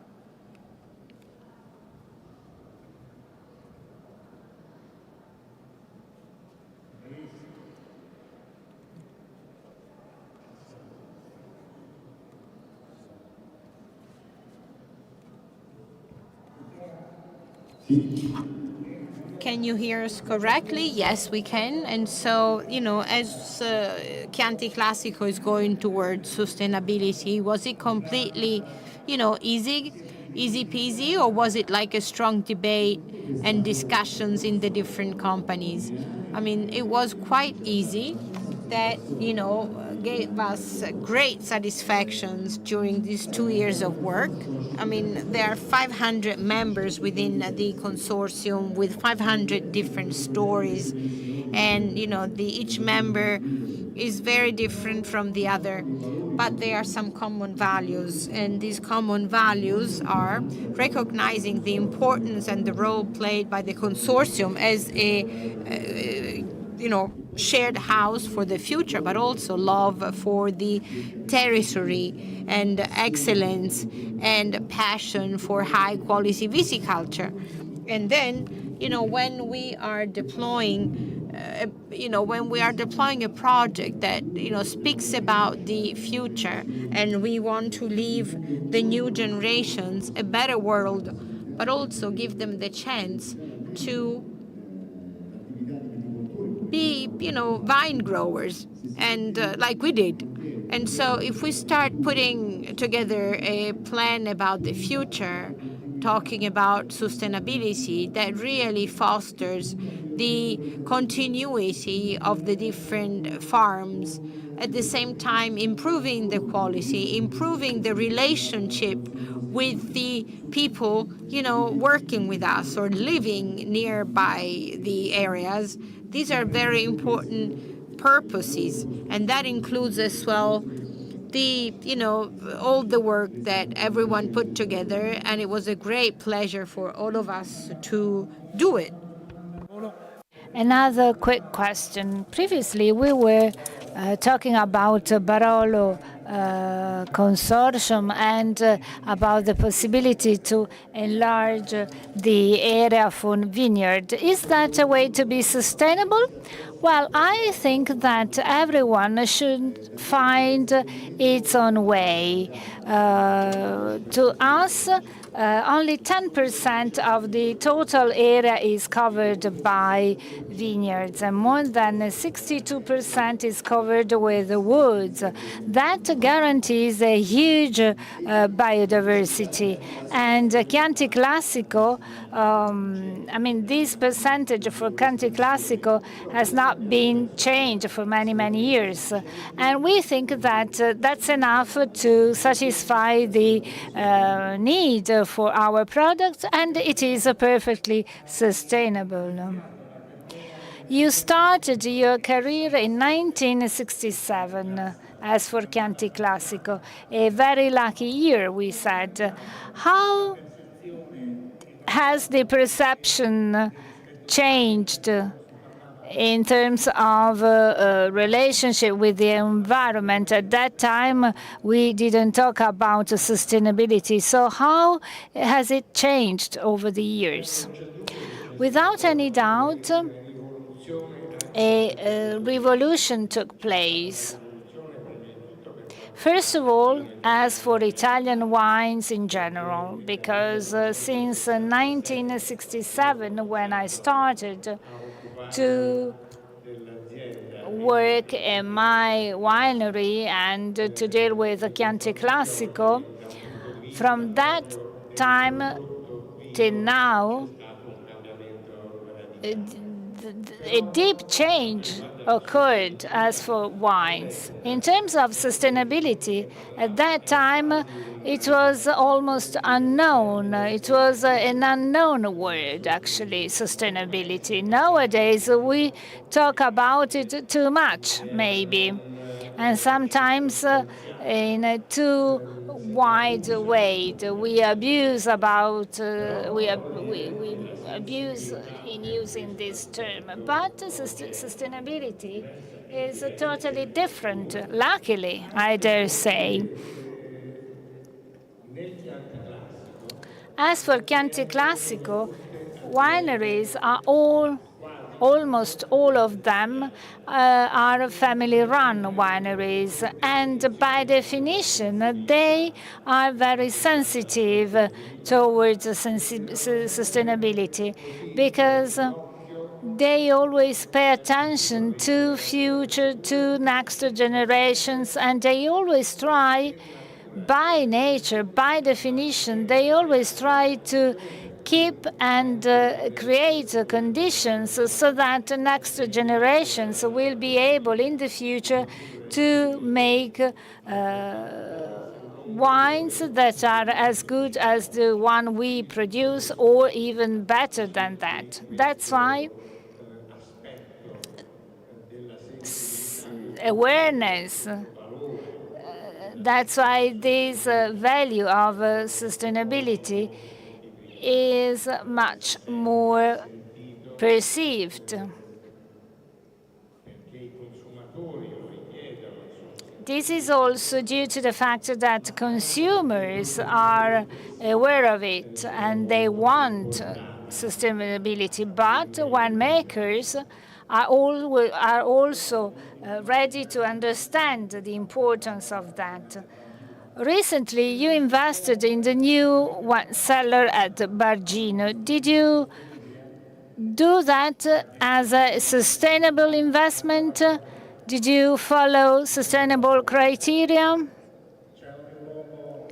There is an echo that hampers the understanding of the question. Well,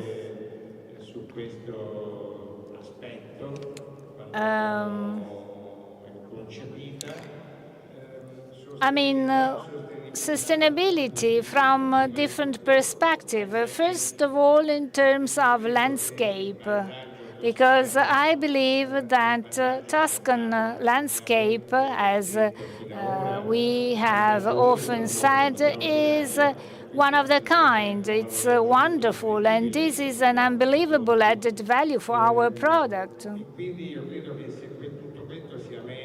And nature gave us this landscape as a gift. But this is also the result of humans' intervention. Man forged the landscape through several works during the years, as it is the case of churches, castles, villas, farms. And also, as for farming, anyone working in Chianti Classico, they did so with a special attention to landscape. Farming changed, métayage reached an end, new techniques were introduced, and landscape changed as well. But I think that it improved, I dare say. That's why I think that as operators in Chianti Classico, we have the responsibility to try to keep this beauty, this beautiful landscape. We should protect it, because this landscape is based upon harmony. Tuscany landscape in general, and the Chianti landscape in particular, is based upon harmony, integration. Nothing clashes. Nothing is detrimental to landscape. So what we did, well, we did so trying to follow the tradition. We therefore built up a winery which is well integrated into the landscape, although its architecture is pretty modern. But the basic idea is to be fully integrated into the landscape. We excavated a hill, but we tried to balance everything by planting vineyards on the top, on the roof of this facility. So continuity, but in the respect of harmony and integration of landscape. Moreover, we also have to bear in mind the energy sustainability. Since this facility is underground, we also save energy. We can keep the best temperatures during the winemaking and aging processes of the wine. So that was the key principle that guided us when we decided to make such an investment. I believe that consumers, visitors, they also appreciate the principle we wanted to respect. Thank you, Piero. Thank you very much. Monica, you referred to consumers who, to readers who are from USA, but also from all over the world. Readers are ready to understand green actions by wineries. To what extent? What do you think about it? Well, we recently started our readers and their trends, because we wanted to perfectly understand the perception of sustainability-related themes whenever they decided to buy. First of all, I should tell you who our readers are. We have a senior reader, mainly men, and his purchase power is very high. They spend more than $2,000 a month in wines, but we found out that sustainable wines is not a priority right now.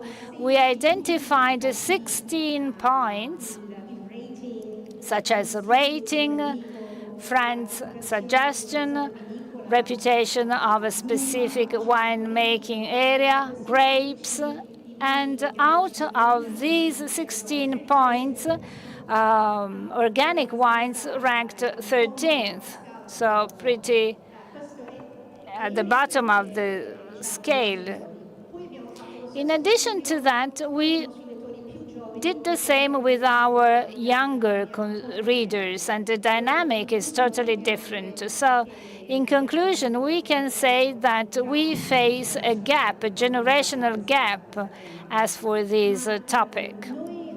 However, we at Wine Advocate, we also focused on the way we can help to change this situation. We think we are at the beginning of a pathway, and we think we have to work very hard in the future.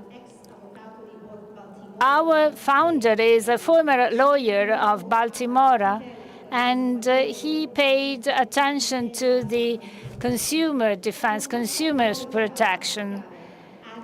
Advocate is a key word for us. Therefore, we wondered, what do we want to convey? Therefore, we created our own manifesto. We established our own guidelines, because it is not possible for us to examine, to give an opinion on all the wines all over the world. So we have to consider quality. So this manifesto includes the relationship with the sustainable wineries, and we also established a way to look for these wines. In other words, we want to convey, unlike our competitors, we want to talk about wines having a soul, and quality plays a key role, and it is tightly connected with environment protection and with the topics we dealt with today. So first of all, we created a filter in our database. Each certified wine as organic or biodynamic is signaled, so our reader can look for that wine using the filter. That was important to us.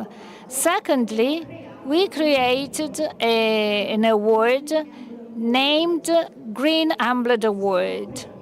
This award is given to wineries that are excellent for the topics we discussed today. And for this award, we have 3 pillars, very similar to the ones mentioned for the other areas and for the Chianti Classico too. First of all, the importance of enology and winemaking, so protection of soil, promotion of biodiversity, minimizing the use of chemical and synthetical products. Secondly, organization. An holistic approach for the whole organization, awarding and rewarding environment. Thirdly, identifying wineries which are also ambassadors of a culture which promote the themes we mentioned towards the consumers and communities. Do you have one single award or an award each?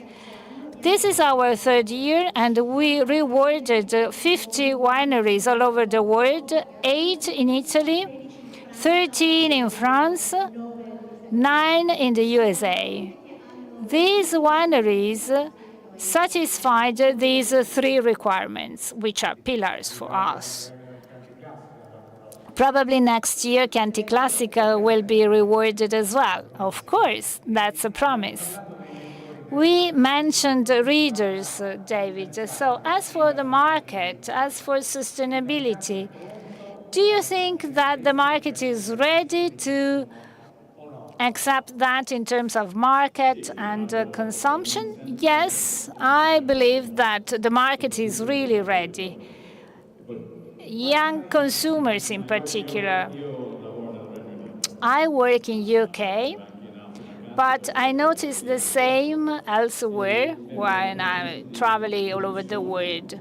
In terms of production, Labelly Wines, the company I established, I mean, we import from 27 countries, 400 winemakers, and they all focus on sustainability mainly, most of them, bio wines, but they always look ahead.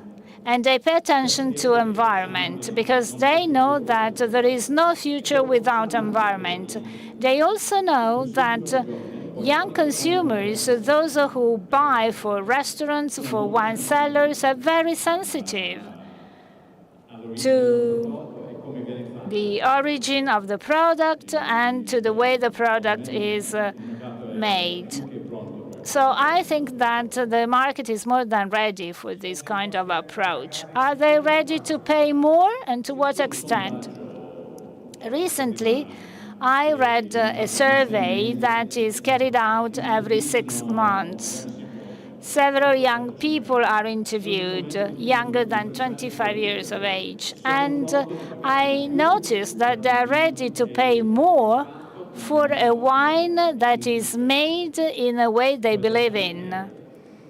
In addition to that, another person being interviewed said that the wine you choose tells a lot about your personality, about the way you are, more than any other drink.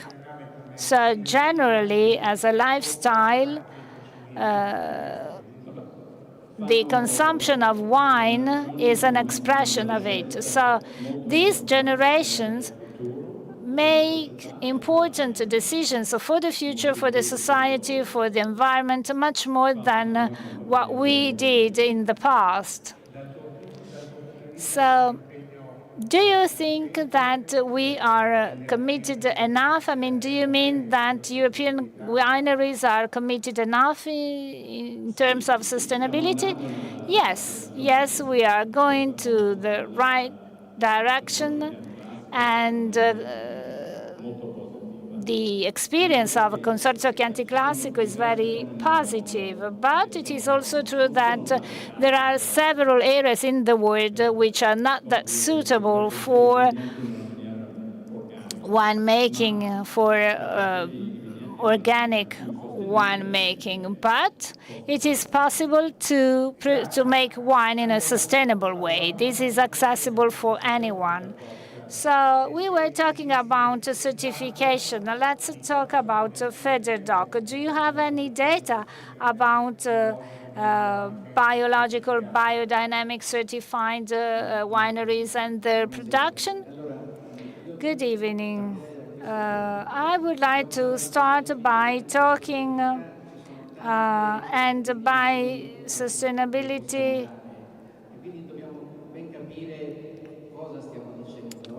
We should be sure about what we are talking about. We shared the experience of Chianti Classico, of other consortia. all over the world. So the idea of sustainability is pretty wide, with specific features, with important innovative initiatives. But whenever we talk about sustainability, it is difficult to find one single model in order to identify sustainability with one single farming. Sustainability is dynamic. It never stops. So saying that sustainability characterizes one single type of farming is not correct. The world is changing, the climate is changing, consumption is changing.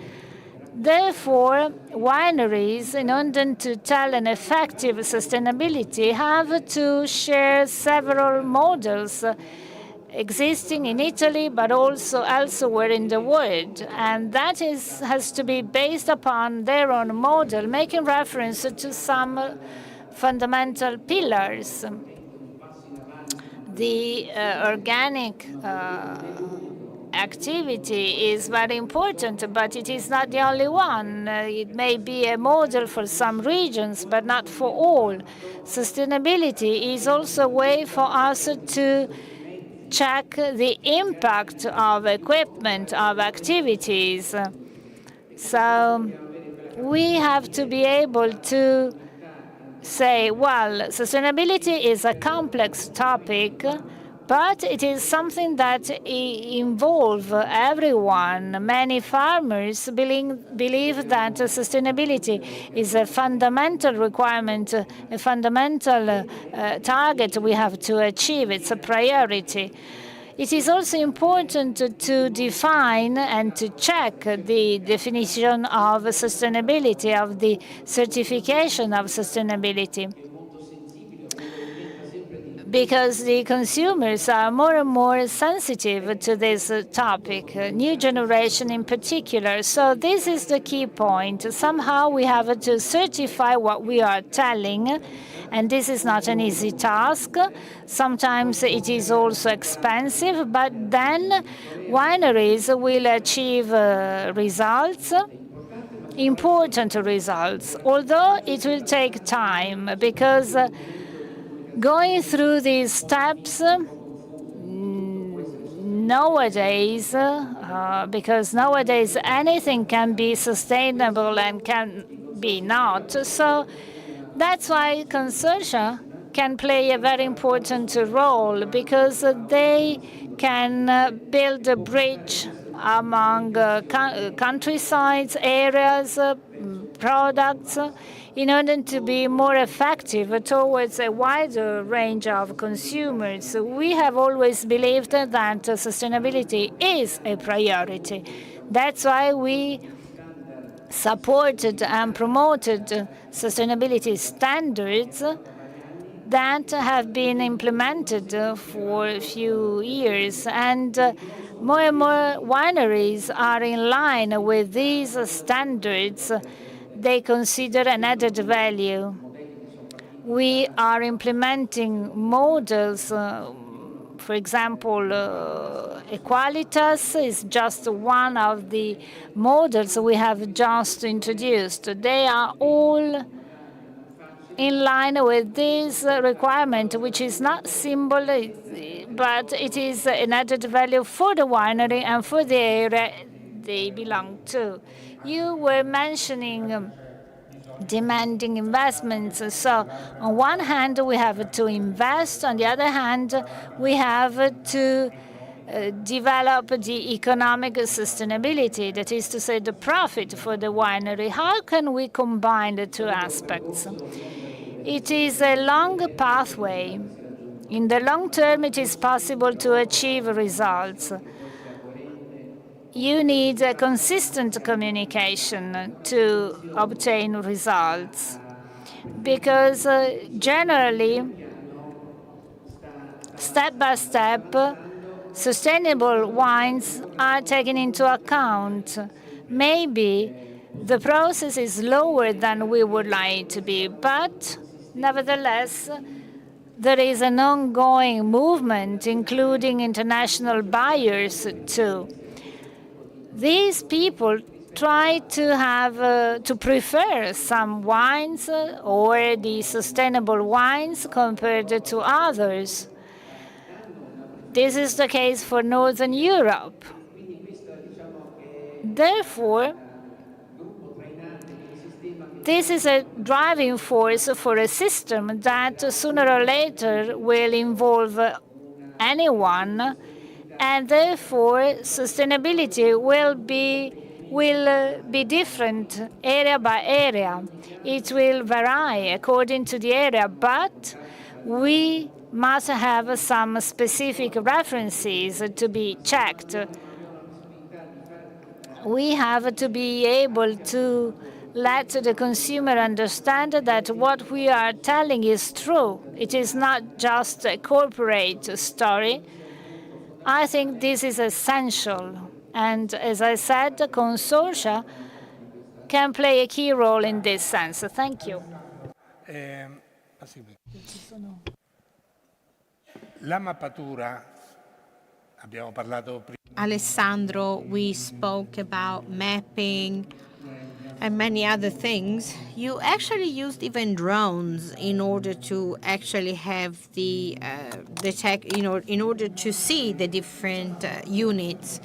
This mapping that you did, after all, concerns gathering data in terms of protection. Absolutely, yes. The purpose of my work in the last few years was to try and get to know the vineyards, the areas, and to actually even create, perhaps with a lot of self-esteem, to in a way become a reference point for new generations, but also a new work tool for companies, consortia, and winemakers and wine producers. And I'm referring here to the subtitle of this event, which is sustainability and territorial identity. Well, we spoke a lot about sustainability and identity today. But first, I speak about the territorial identity, because then from that, then you get even to the sustainability. Carlotta spoke mostly about environment, people, and culture. Well, my interpretation of these three words is people, culture, environment, because it is only if you can educate people through culture, it is only then that you'll have that people will start respecting the environment. It is impossible to convey, respect for the environment if you didn't create earlier, like a sort of like a background for them to do so, or you weren't able to contextualize things. In fact, many, the word that was mostly used today is respect. Respect is a beautiful word that Giovanni used, and Carlotta as well. And if you allow me, I would really like to thank both Giovanni and all his colleagues for this cooperation that we had for many years and that I have been doing for many years. And I wanted to thank Caterina and Silvia because many of my plans would have never been, implemented. But respect is very important, like Carlotta was saying. And I believe that you have to focus on local companies, on people living in the area, which on the one hand could be like, shielding yourself from the outside world. But I believe that the Chianti Classico was an example of inclusion. People came from all over the world, from other parts of Italy, and they became definitely locals, more so than those people that were born there. And so, many, farming entrepreneurs came as well, and they brought their added value. Because the key, everyone is bringing their knowledge and their skills. And if you created a territorial identity, then they understand that when they come to the Chianti area, they need to get attuned to you. They need to understand your values, and they have to respect them. And since I'm familiar with the Chianti inhabitants, you don't even need to say so. In the last 30 years, we spent together. Actually, it's more than 30 years. I mean, I definitely saw that. Professor Lucchi, climate change led to a complete upheaval in people's life, and actually in the vine's life. And so could it be an additional reason to promote sustainability? Certainly, climate change has an important effect on pathogens and pests and different insects.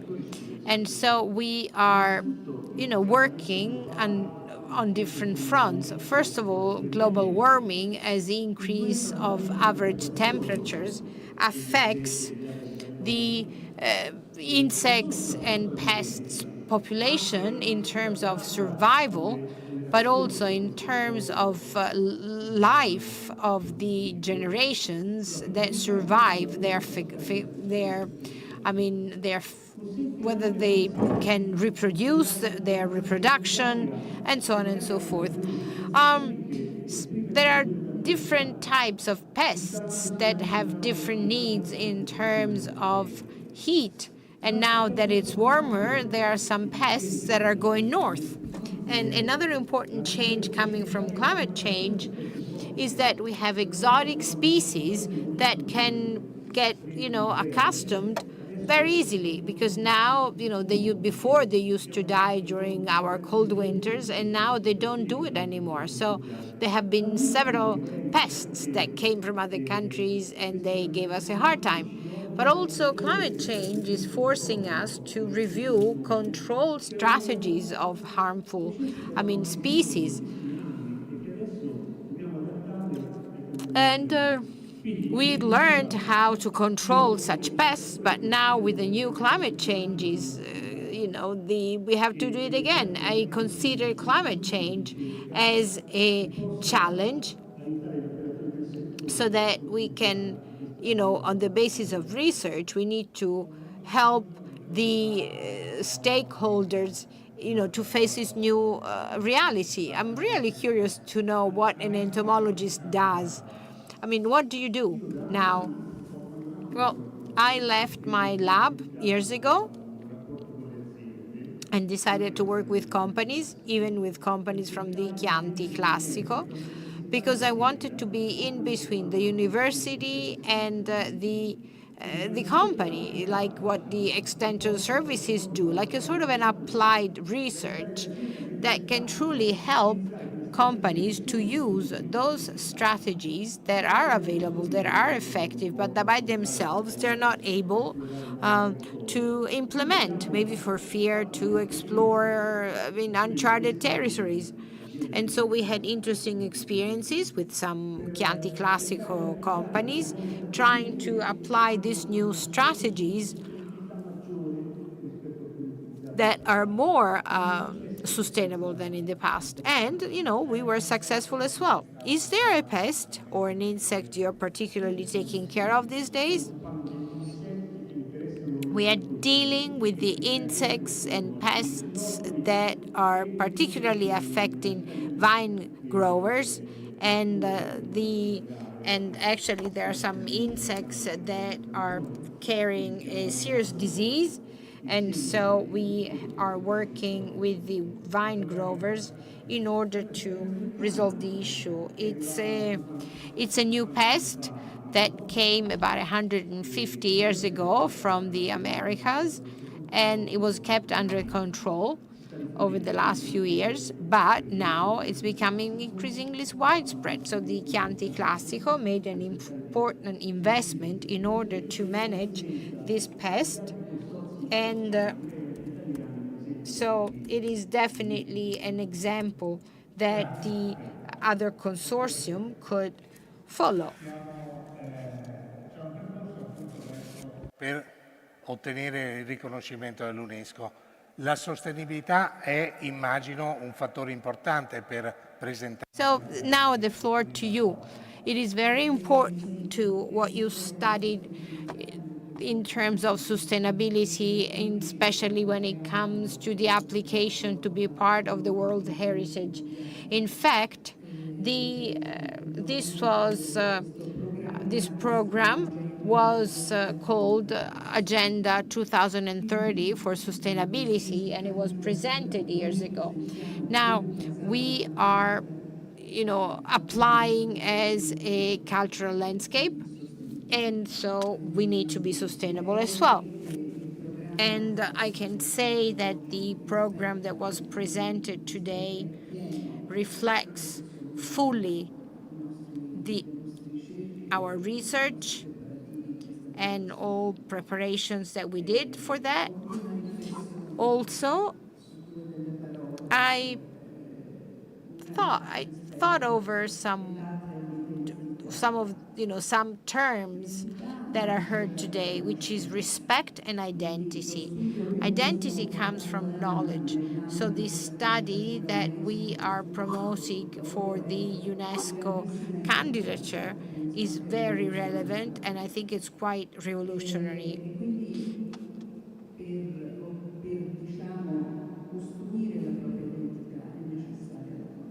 And so you need to know the area that surrounds you. You need to know its history, and this cultural aspect is very relevant. Respect, instead, stems out of awareness. Awareness, as it was described, to be like custodian or stewards of this territory. I would extend the basic. Carlotta Gori spoke about farmers as stewards. I would actually extend to everyone that live in specific territories.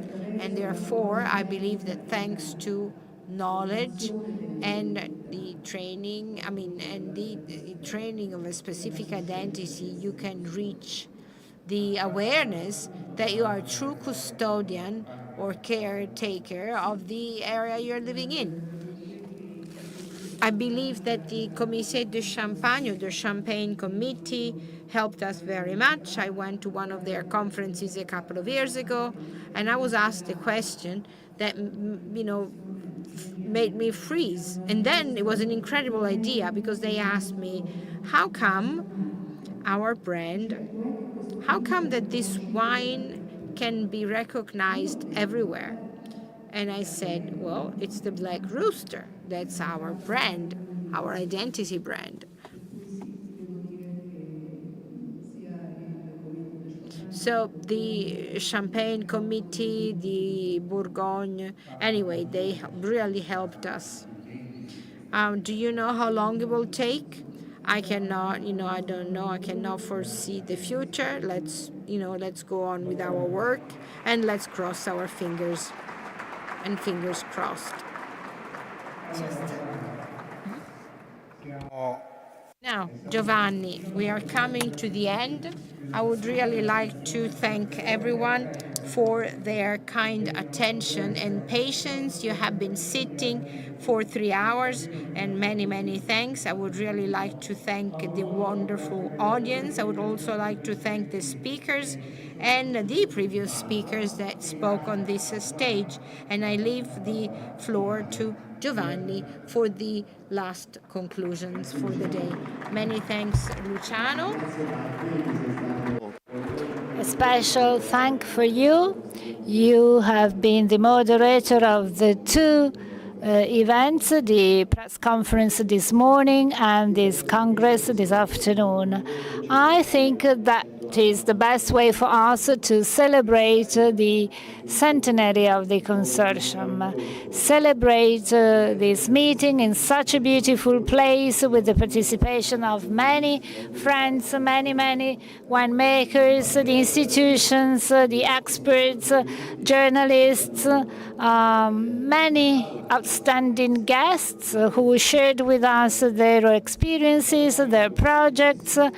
A beautiful event and also a very useful event for all of us. I think that this afternoon we learned something more. We understood better the importance of sustainability, but also the link between sustainability, the terroir, the wine quality, the future, and so on and so forth. I think that beautiful words have been uttered, and more often than not,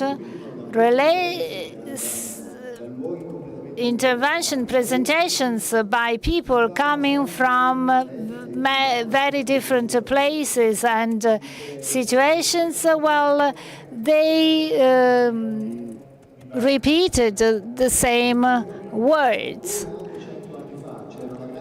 100 years ago, values, targets, projects were shared by the founders of this consortium, and likewise, today here I noticed the same sharing, the same participation. So I thank you all, I thank the speakers, and viva Chianti Classico.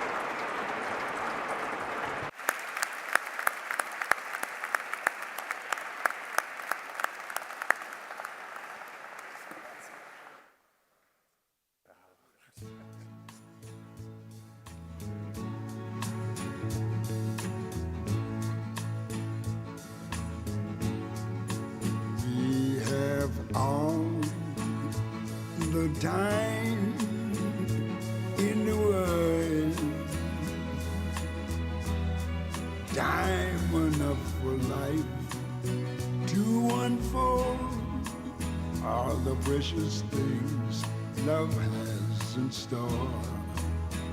We have all the love in the world.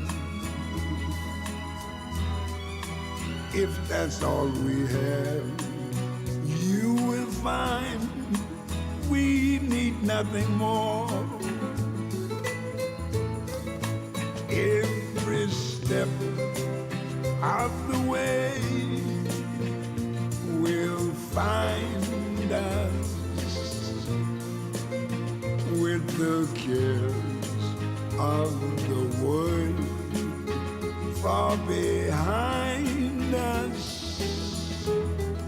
We have all the time in the world just for love, nothing more, nothing less, only love.